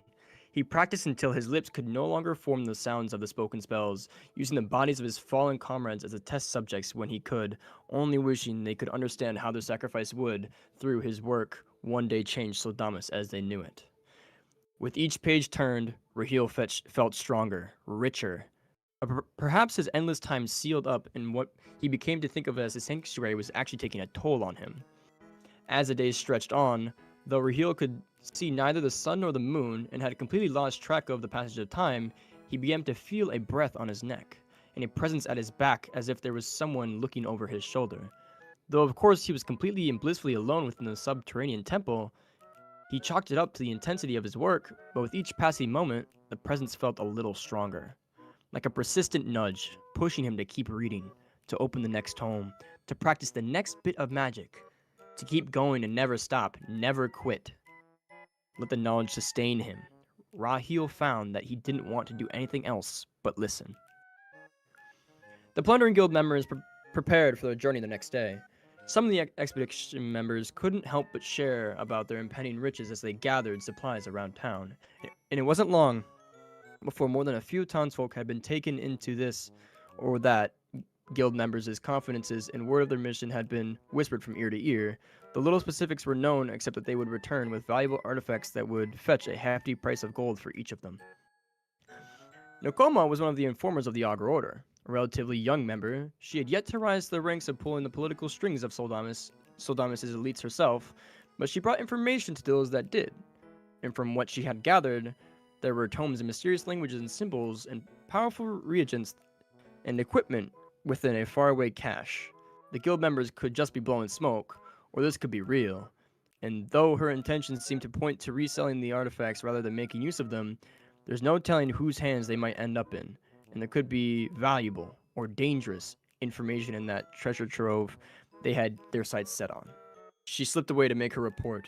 The Augur Order would have to make a move tonight if they were going to counter whatever plan the Plundering Guild had in store. Plundering Guild members decided not to mirror the approach the hunters had taken those weeks ago. A journey by sea would take too long, and the weather hinted at Huggles? Yeah. Incoming storm, which would make sea travel in the small dinghies available to them all that much more difficult and treacherous. They opted instead to make the journey by foot, and it wasn't long before they were before the massive gates of Enku. The wind whipped around them as they quietly filled in between the enormous gates, constructed from the bodies of megafauna, long thought to be extinct on Soldamis and bleached white after centuries in the sun. The massive antlers and bones loomed warningly above the guild members as they made their way through. They expected a fight. It was known the gates of Anku were always guarded, but it seemed that the recent wildfire that had decimated their lands had altered the clanspeople's rotation in a way that meant the gates were left vulnerable. When they approached, they noticed a lone Uranku man in the distance. The man lit a torch, regarded the approaching guild members for a moment, then retreated swiftly into the night. From a distance, Nakoma and 3 other Augur Order members watched as best they could in the dark night. After Nakoma's report to the Order, it was decided that a party must be sent out to intercept whatever plunder the guild members attempted to abscond with. It was the Order's position that the goods could only be dangerous and destructive, and Foresight deemed that their destruction was of great importance for the safety of Soldamus. As she was the one who tipped the Order off about the expedition, Nakoma was charged with putting together a small team to pursue the guild members and ultimately dispose of the dangerous materials. She recruited a tracker to ensure they could pursue of the guild members across the wilds of Uranku from a safe distance, an illusionist who could aid in maintaining their indetectability with cloaking magic, and a spellblade, whose purpose was to carve the way forward if they had to fulfill their duty by force, as well as to serve as their protection if things went south. With the skills of the other 2 Order members, hopefully it wouldn't come to that. Together they watched the guild members pass through the gates uncontested, and they were far enough away before making their way forward themselves. They used no torches and moved as silently as possible in pursuit of their targets. The night stretched on, and the thunder that had been growing in the distance moved closer with every minute the guild progressed onward. Eric was sure they were close. He may not be physically strong or the most seasoned fighter, but his memory was unmatched, and he knew the area was familiar. At last, they had found themselves before the heavy doors set within the earth. "I knew it!"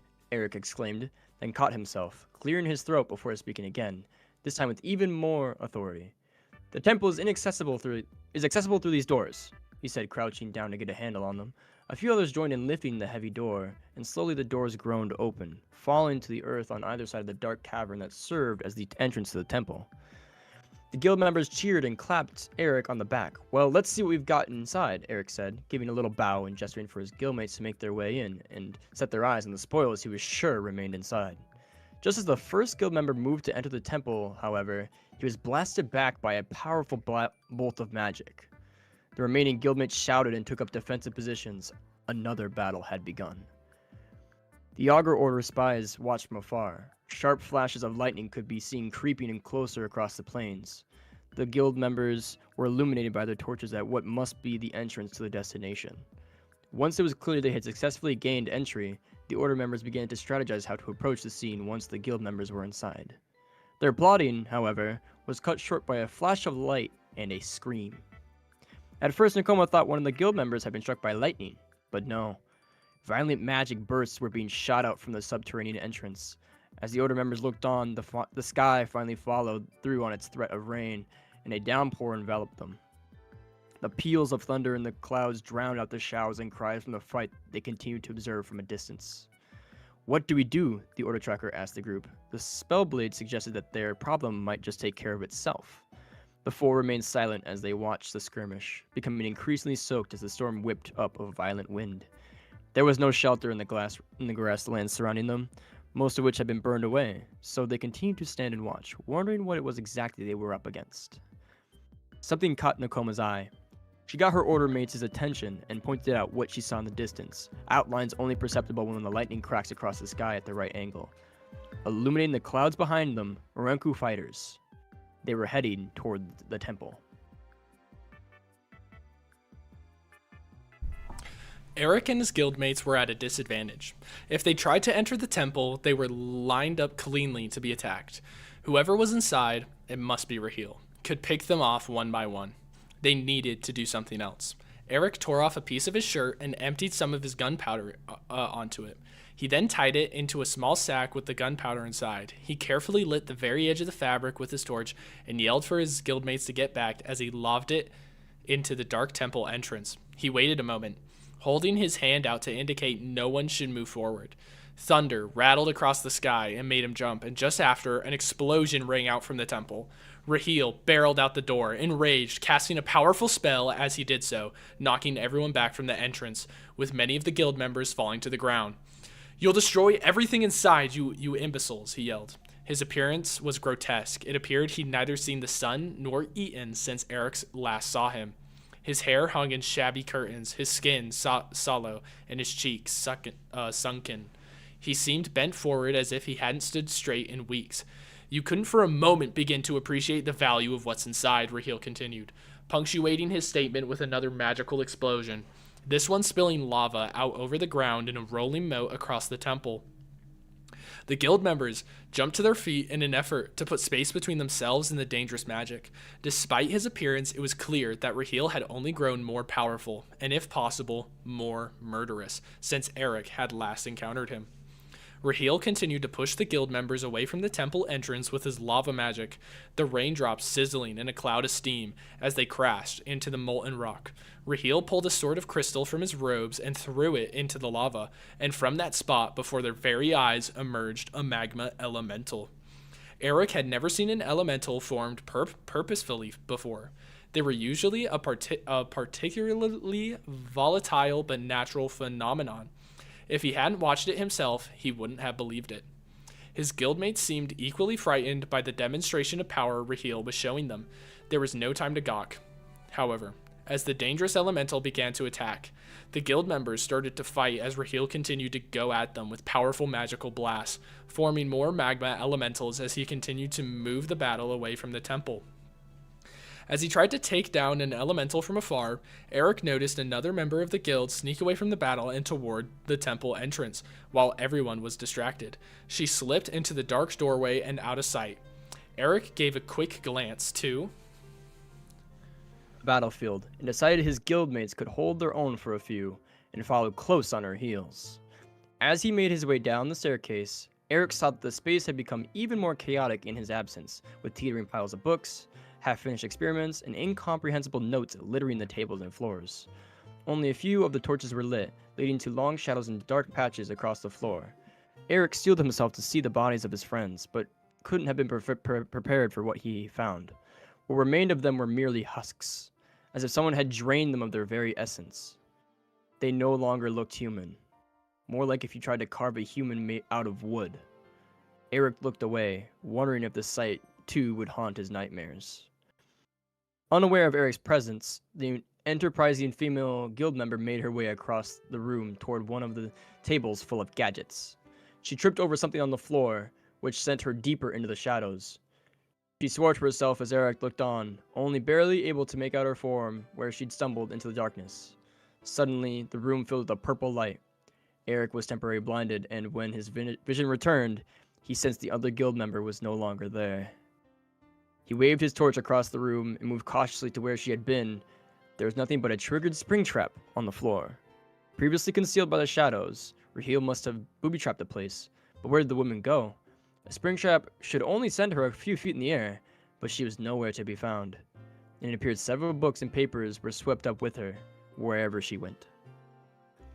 As he took stock of the situation, an item on the table she had been moving toward caught Eric's eye. Carefully he approached it.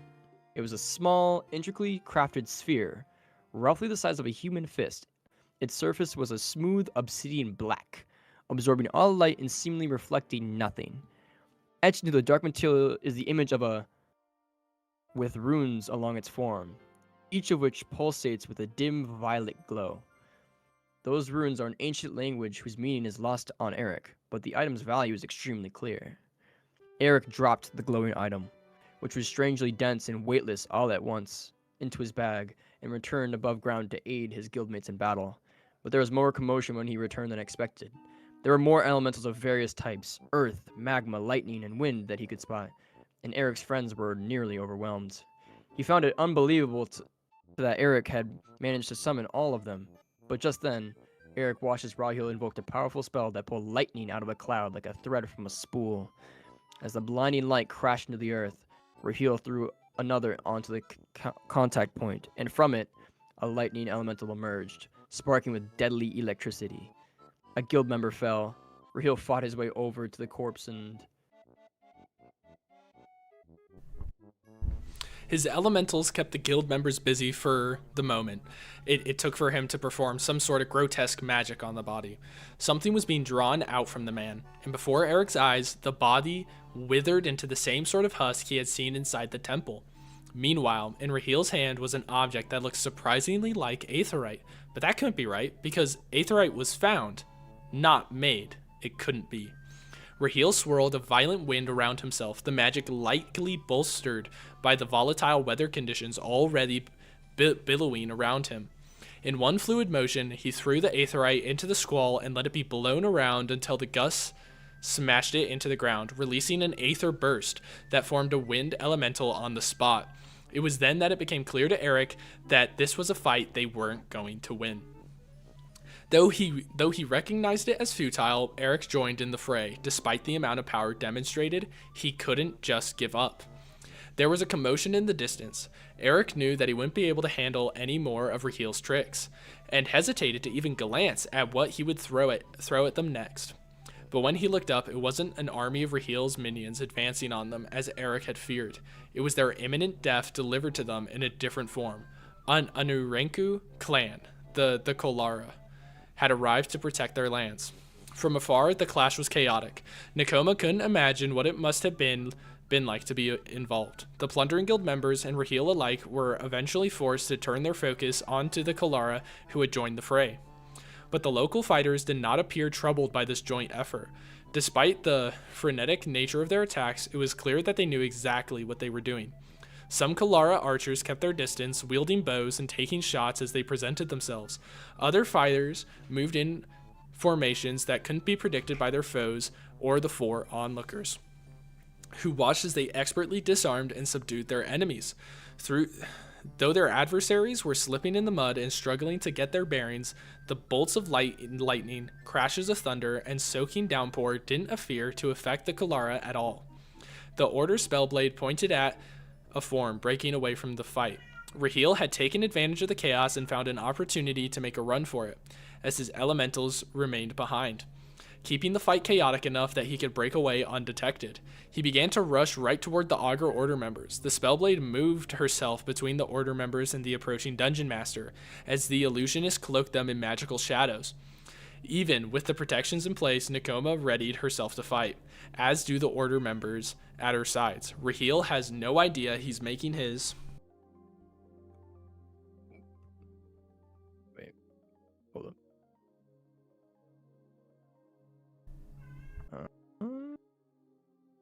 I found it. Okay. Raheel fought his way over to the... Oh, no. Wait. Whoops. Raheel has no idea he's making his way straight to them. Even with the element of surprise on their side, they saw the powerful magic he commanded, and Nakoma worried that if it came to it, they wouldn't have the firepower to take him down. But as they were focused so closely on the approaching figure, hard to track through the storm but visible thanks to the light of the battle at his back, they failed to notice the other enemy nearby. As if materializing from thin air, the Armorak was suddenly at Raheel. Mercifully, it did not toy with its food. The newly fledged Dungeon Master was killed quickly by the monstrous beast, his body easily torn and swallowed down in just a few short moments. The Armorak looked toward the Order members, a streak of lightning illuminating the beast's eyes and jagged teeth as it faced them. Could the mythical beast see through their magic? The Spellblade tensed, ready to respond if the creature made a move their way, but apparently satiated, just as quickly as it had appeared from the darkness, again it was gone. Nakoma let out a breath she didn't know she was holding. The elementals that had not yet been cut down quickly dissolved, as if their power source had been expended. The Kulara were able to direct their focus solely to the members of the Plundering Guild, and swiftly employed their ensnaring circle formation. They encircled the group of weakened and disoriented enemies as a unit, attacking as they swirled around their foes in unison until the survivors were herded into the center of the configuration, their backs pressed together, trapped within the rings of elite fighters. The parallel was not lost on Eric that choosing to attack in a circle, their miscalculated fire hunting technique, is what started this all, and now his story might end. Instead, as they surrounded and outmaneuvered prey. You think of us as the fools? A woman asked from the outer ring of the formation, which is no longer rotating but instead a still, circular wall of fighters with raised weapons. There's a break in the circle as the Kulara woman stepped forward. She was in the same bone and leather armor as her tribe members, but hers was more adorned to indicate her leadership role as head of the tribe. She had to speak up to be heard over the storm's howling winds, but even in broken common, the words carried their intended weight. Our lands are burned, and you think we let you get away? Diani's warriors snared at the implication. Diani continued, Then it is you who are fools. The Kulara spear bearers around the circle pointed their weapons inward at the throats of the guild members. When our sentry said you had come, we cheered. It is time for you to pay. At Diani's final line, the Kulara surged forward to attack. If we don't move now, we may lose our opportunity, Nakoma said to the group. She didn't mention that she feared the beast was still nearby, lurking, and she preferred the danger of being closer to the battle than the fear of not knowing it might strike again. The Augur Order spies moved in unison across the plains, using the distraction of the battle to their advantage as they made their way to the temple. The Kulara bore down on the remaining plundering guild members. The battle was bloody. The powerful and organized Kulara having the clear upper hand, Eric saw one guildmate fall after another as he fought for his own life. Nakoma and her compatriots slipped into the open temple mouth and lowered themselves down undetected before they lit their torches. Start in the back, she said, so we can get out of here before they realize what we've done. The Augur Order members nodded to one another and got started, using their torches and magic together to set fire to anything that would catch at the back of the temple. The four worked methodically, their backs to each other as they made their way up and down the walls lined with tomes. Nakoma admired the ancient scrolls and mysterious volumes. She reached out and brushed her fingers against the spine of a small leather-bound manuscript which simmered with a blue light in response to her touch. Nakoma gasped and turned her head. The other order members were busy with their work, oblivious to her. She took over the book once more and felt drawn to it in a way she couldn't interpret. The writing was something ancient, incomprehensible to her, but still, she yearned to hold it. After glancing over her shoulder one more time, Nakoma slipped the small book into her pocket. She got back to work and avoided looking too closely at anything else as she brought her torch to the flammable materials around her. The order members continued to work in silence until the farthest reaches of the temple were fully lit. As smoke started filling the cavernous room, they pulled themselves back out of the subterranean cache and absconded into the darkness of night before the flames reached the temple entrance. As they ran across the steps to safety, Nakoma could feel the tome she took beat against her with each step, its weight pulling on her with far more force than its mass would account for. As the battle stretched on, the scene lightened. The faint light was a welcome relief from fighting in the dark. Though the storm still blew, Eric found himself wondering if the dawn was already breaking through. But no. It became clear that the light was coming from nearby. The temple was burning. The fire continued to grow, but Diani wasn't concerned with the temple or its contents. It continued to cut down plundering guild members as she encountered them, until only one was left. Eric. You deserve death, she said as she looked down at him on his knees. At him on his knees at the end point of several spears. The smoke swirled out of the temple and mixed in with the heavy wind, but instead, I give a curse.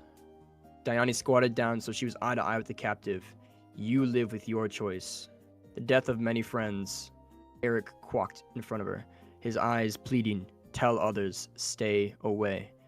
Diani rose and nodded to her spearbearers, who backed away from Eric, who remained still and looked all around at them, unsure if it was safe to move. Go! Diani yelled, and Eric cried out as he leapt to his feet and took off. The flames were spilling out of the mouth of the temple and licking upwards, sizzling as the rain poured down on top of them. A sudden explosion blasted out of the subterranean doorway, knocking the nearby Kulara back and raining burning debris down on the area. The temple was lost. Eric didn't know where he found the strength to run, but he didn't slow as he retraced his path across the steps. Grateful for the opportunity to return with his life, he would actually be returning with far more than that. the strange weightlessness of the item in his pack a constant reminder of the mysterious device he carried away with him. He was sure the thing's worth in gold would be unfathomable. But something told him that the power it wielded, if one could manage to command it, might be even more valuable than he could imagine. Eric's thoughts returned to Raheel, who seemed to have disappeared. He found himself wondering if, with his studies interrupted, Raheel would return to hunt down and reclaim the mysterious object. Eric found himself wondering, too, what it was exactly he might be unleashing into the rest of Soldamus. Did he care so long as the bounty from doing so would let him live like a king? Or could it be possible that its internment was for the best, and Eric was playing with more than fire? Regardless, Eric would offload the relic immediately. He was sure he didn't want to risk another run-in with Raheel, the memory of his former friend's sunken face lit by a flash of lightning haunting him enough already. The reality of the experience began to sink in as he neared home, and the losses started to accumulate in his mind. His freedom was feeling more like a burden with every passing step, just as the Kalara leader had intended. He pushed onward, anxious to be home, to be rid of the relic, and hopefully to find a way to forget. Diani directed her warriors to collect the dead and injured and return them to their families. She remained and kept watch outside the temple, wanting to ensure the flames were fully extinguished before leaving the area. The storm let up, and after a time, the sun began to peek through the remaining clouds, brightening the landscape. The structure, undoubtedly weakened by the fire and the subsequent explosion caused by the region stored within, suddenly collapsed in on itself, making the ground give way and forcing Diani to stumble backward. As she did so, she tripped over something hard and fell to the ground. Everything was covered in a film of gray ash, but a small object was there on the ground. An ashless streak shining in the light of the dawn. She lifted it up and wiped it clean on her furs. A dagger, not one of her warriors, and she couldn't fathom it belonged to the poachers. This must have come from the temple. Diani inspected the merciless-looking blade. It appeared to be forged of aetherite, mixed with some metal and imbued with a magic she couldn't detect the origin of. It shimmered even when she shielded it from the early morning sunlight. She decided she would take it to the Heartshade and see if they know of such a weapon. Giving one last look to the collapsed temple and the surrounding area, ensuring no more threat remained, Diani slipped the mysterious dagger securely into her belt and made her way back to her people, knowing she would have to address many Kalarian families and take responsibility for the deaths and casualties of the fight. Usually, the weight of the task pushes every other thought from her mind until it's done. However, as she walked back toward her clan, the dagger at her hip seemed almost to have a pull on her thoughts. She found herself reaching for it, running her fingers along its cool hilt before reminding herself to focus on her impending responsibilities. But again and again, the dagger called to her as she marched home across the steps. That's the end, I believe. Yeah. So is that dagger? Is that the one she currently wields in like her card art and her model? Maybe. Maybe. Bruh. Okay, before we get into too much, I want to give some stuff here. So Eric kind of hung out in Eric, the Discord mod dweller. This is chilling in his basement. The in Oblsey. I can't. This is impossible, mouse. Ugh. This is the There's a in text Oblsey. option, isn't there? Or no? There is, but I'm lazy. So they went through here. The first expedition, right? And they went to the plains of Renku to hunt Armorox, right? The Heartshade is somewhere around here. This is the ancient tree of the nomads, the Kulara. Yeah. That's kind of all there was in this. There's not a lot of geography for this one, but Yeah. Mhm. What I'm curious about is the places like Cobaldor and Aniria. I'm really hoping we get some more information. on Ooh, those. Those are gonna be good. Quabador and the Neria. Ooh. Yes. Lost Weald. Lost What's the Weald. terminal point? What? Terminal. Ooh, there's some fun things that happened at Terminal. What is there? What is there? A bomb there or something? Maybe. Okay, So, it's an ether bomb. That's what we're calling it. Yeah, made of aetherite. Okay. Excuse me if I Okay, missed it, but did hold we on. learn anything about Rahil's scythe in this document we just read, or no? No. Nothing in I this don't believe document that is is revealed. directly. No.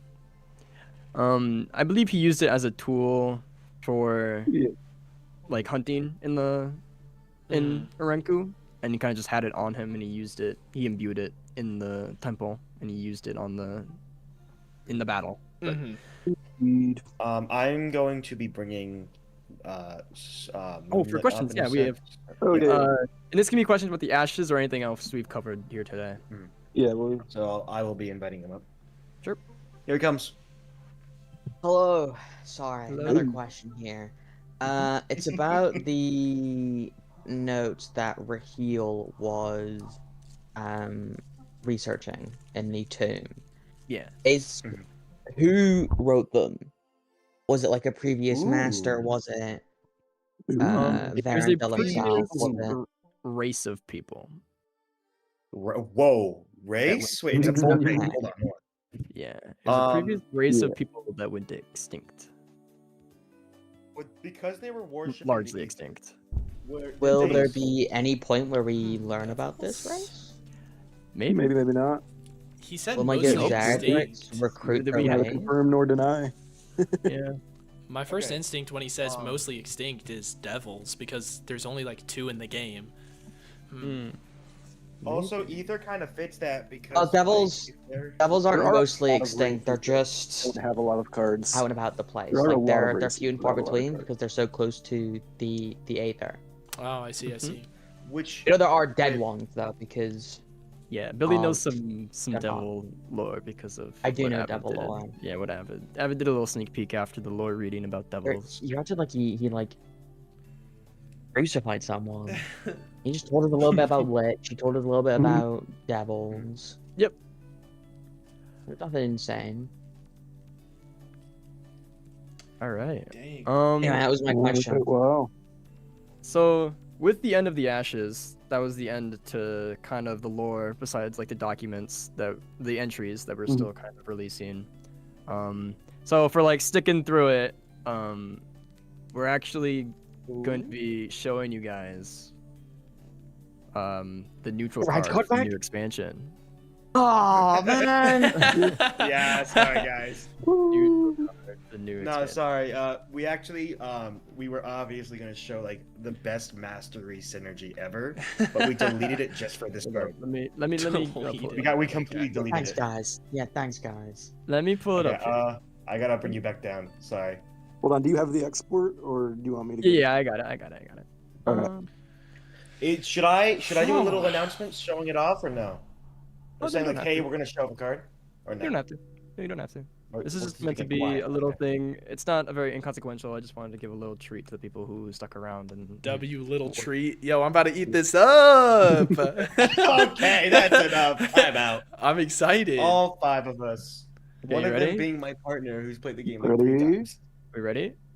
Oh, drum roll please. Whoa. Drafted Hound, 4 mana, 4/2 creature. Entrance, shifted enemy relic to the bottom of its owner's deck. Interesting. This is one of the Yeah! big reasons why. Let's go. Let's go. This is Eat it one of the up, big eat it up. reasons why we gave the coronet of Yunus a cost. Was because Oh. you would there's a way to put the coronet in your hand with this guy. If your opponent plays this and hits the coronet, then it goes to your Yeah. deck. and He draw it. looks like the Fang Stalker, but a different color. Yeah. He does. Can we hear some lore about this guy? Like, what's his? Can we get the flavor text or something? Yeah, I can pull up the flavor text. That's very inconsequential. I can pull up the flavor text. Hold up. Is there like any is there any relation with the Fangstalker with this one or whatever his name is? Oh my gosh, he just deleted the image. It's What gone. happened? No. Hey No, guys, totally. expansion's being delayed because Vex deleted something. No, This no, is a no, joke, no. It's not back. true. He's back. He's back. He's back. He's back. He's back. Oh, thank goodness. Okay. Let me look. Let me look. Flavor text. I could probably pull it up faster than you can. No, I got it. I mean, it's very it's very all gates need guardian, but the relics and barriers are frequently forgotten is what we put for its flavor text. Okay, so very literal. Okay. Yeah. Oh, dude, why does that do that? Wait, what? Hold Whenever on. What did you say? You said, The relics and barriers are often forgotten. Oh my. the relics at berries are off. Yes. Okay. The So relics and barriers are often it's forgotten. just a dog that buries stuff. That And then gets forgets- lore. And then W forgets dog. where forgets where he buries them and then walks away. This is the most bomb card ever. What the hell? Hey, y'all were screaming at us for enchantment hate, all right? And This is true. Okay. Okay. Silver platter. No, wait, hold on. 4/2 Or not mana. enchantment, relicate. Hold on. He's gonna come up in a second. Let's hear. Okay. Hello. Sorry, I had some surface level thoughts and questions about this card. Sure. Is there any world that you can see the feature being used in an aggro deck for like aggro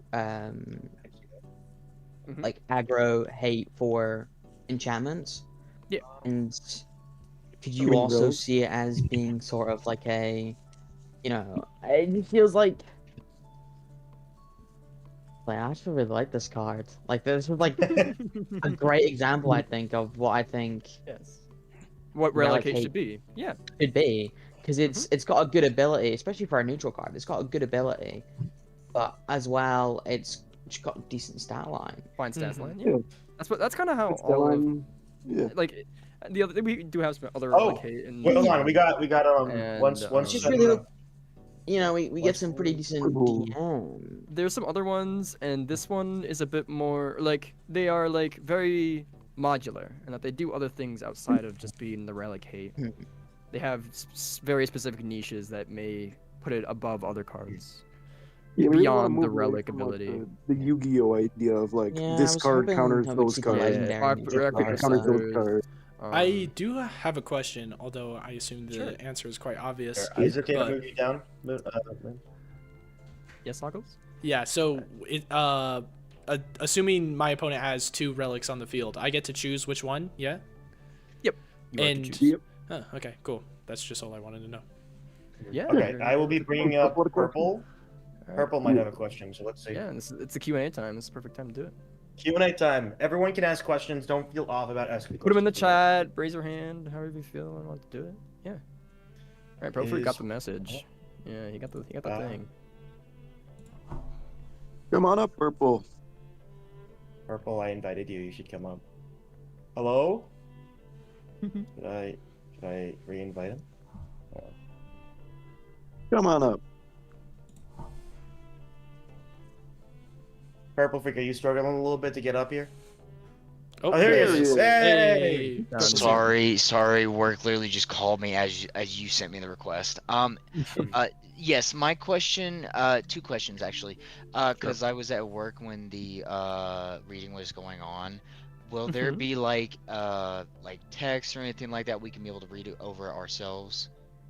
Yeah, There is I can make a after this whole event is done, I can make a big thing that we have been over, and I can put it in lore There is library. also and- the Ashes one in the Um, lore. We lab. also yeah, Ash is already in there, but I um, can do Crusades and Lunarism and Lunarial and stuff like that. And, Yes, yeah, please. also Godly for Purple Freak. We also Yeah. have we're streaming it, so you could also watch the VOD. Yes, the as well as VOD. this The VOD afterwards is also another thing that Mhm. is Okay. available. Yes. All right, thank you. Yeah. Of course. Didn't you have 2 questions? Yeah. Yes. Second person. Sorry, second question, because I see Distracted Hound. Uh-huh. Will this be going in like game updates and everybody so that everybody can see? No. I don't think so. Because I I don't don't know. know. think we planned on it, more of just like a little teaser for us. Yeah, if y'all want to Yeah. like share this, like that's fine. But I don't think we're gonna be releasing this like as like a big announcement for everybody to deliver it on. Don't Oh, tell I have an me. idea for everyone here. For everyone here, let's just make it. Everyone, so go into like that thing where you can make a card and like card ideas. Oh yeah, and make a card someone- idea. Make distracted house. Hold on, let me lock Make in. Let me it lock in. a Let me lock one. in. Hold on, give me a second.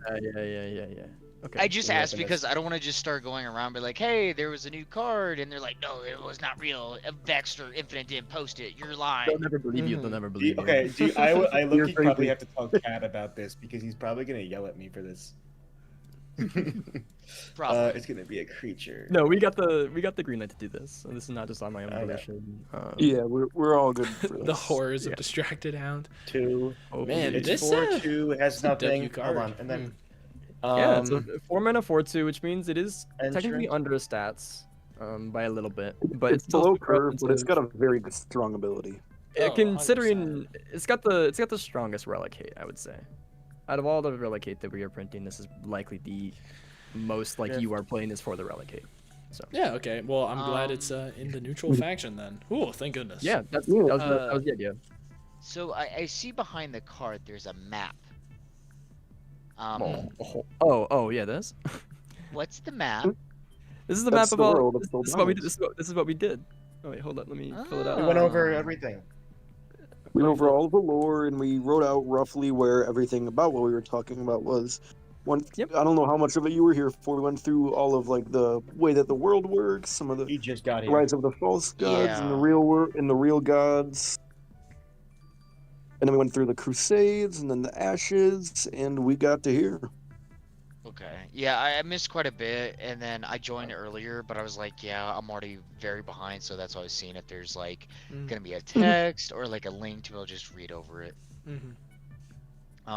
But like Leon said, there will be the stream, so I'll definitely check it out. That's a pretty cool. Wait, is that where we're at? Yeah. That's Um, Soldanis. So yeah, it's This is everything Soldamis. That is This is the world of Soldamis. Yeah. It's very interesting. That's a lot The- of stuff. The events kind of right Um, here are the Crusades. And the events in over a here are moment, Ashes. sorry to cut you off. I'm gonna Yeah. have to bring it up in a second, so I'll have to move purple down. So one more No, one you're more fine. question if you have one purple. Nope. I want to thank you guys very much, and I hope to see you guys for the update. Yeah. Mhm. Okay, thank you. All will be Bye. there. Have a good one. And here comes Moonlit Monarch about to. Again. Come back. Hey guys, you must love me. I have so many Done those questions. trees. But I've got a question and a little bit of like a feedback bit on top of it. Okay. Do you think in the future, instead of having like super long lore readings for like going over all the lore that we currently already know, if you know in some capacity there could be an official like lore recap of each expansion that we know, everything we know about each expansion, so that way before an expansion release we can do these sort of lore readings as and keep it like Oh, so like if we do Or- a lore reading again, we add like a little recap. at we the don't have start to so people yeah can kinda well get not caught a up to little speed. recap over the start, like have like the lore accessible somewhere else so people can go out their way to look at it. Yeah, but like people maybe like a summary Yeah, video or the something. new lore. That's what I was Yeah, talking me- about. we With, definitely with like all stream, that's four a of good- us. Yeah. All four of us could definitely come together and do like a 20-minute recap of like everything you need to know about core, about the base lore, everything you know about the Yeah. Crusaders, everything you need to know about the Ashes, and it can just be like, Crusade of Oh, Sun really? and Stone I think- for idiots. okay, okay, me. I think having like Ooh. 2 versions where it's a short form, like a 20-minute Clever. recap, and like all the Word doc stuff is yeah, Good, I could definitely because, see. you know, we get Yeah, the- too, yeah. I could definitely see making documents of the stuff that we have and publishing them into the lore library so you can access them at any time to get the content use them for videos on your own. But I definitely want to get those 2 bums to go make a video about the lore more. So that would man, it's also hard to be get a Lynn good to do recap. any video, by the way. It's Yeah, I so know. hard. Oh, He's just you're so telling me. as his creative director, he just refuses to work, you know? Who, me? He doesn't pay me enough, you know? I'm over Me? here slaving away. He doesn't even know what he wants anymore, you know? It's How is it? Who, that me? we got Are we to talking know about me more here? People once Hey, we stop doing the lore reading. Wait, are we talking? Wait, whoa. Are we talking? I mean, I want to put books in the library at some point. That is an or ambition you wanna- of the car design team, is to put books in the library. Infinite Rune is confirmed trying to be Raheel, guys. Well, arguably, Rahil's journal would probably go in there. That's cool. We get Zarathustra's experiment notes as well. Yeah, that'd be actual sick. readable books, probably. That's what they meant. Can Alright, What can more experiment Zarathustra on lore? its Yoda Totally tell me 2, 4, all 5, of 6? Apothecaries and Zarathustra's lore. And I'll be bound by a vow of secrecy. Any more questions, or Rahili. can we end the stream and then move on to some secret stuff that the stream? Yeah, showed we got some earlier? secret stuff that we We got want some Yeah. secret Should I stuff. add string Any line pirate postmark? lore? Are pirates Okay, just I'm gonna looking for move- relics? No. I'm gonna move Billy down. Okay, yeah. Stop the stream so we can talk to these people about Okay. another little gift for staying around and listening to the. Sorry, VOD viewers, you just had to be there.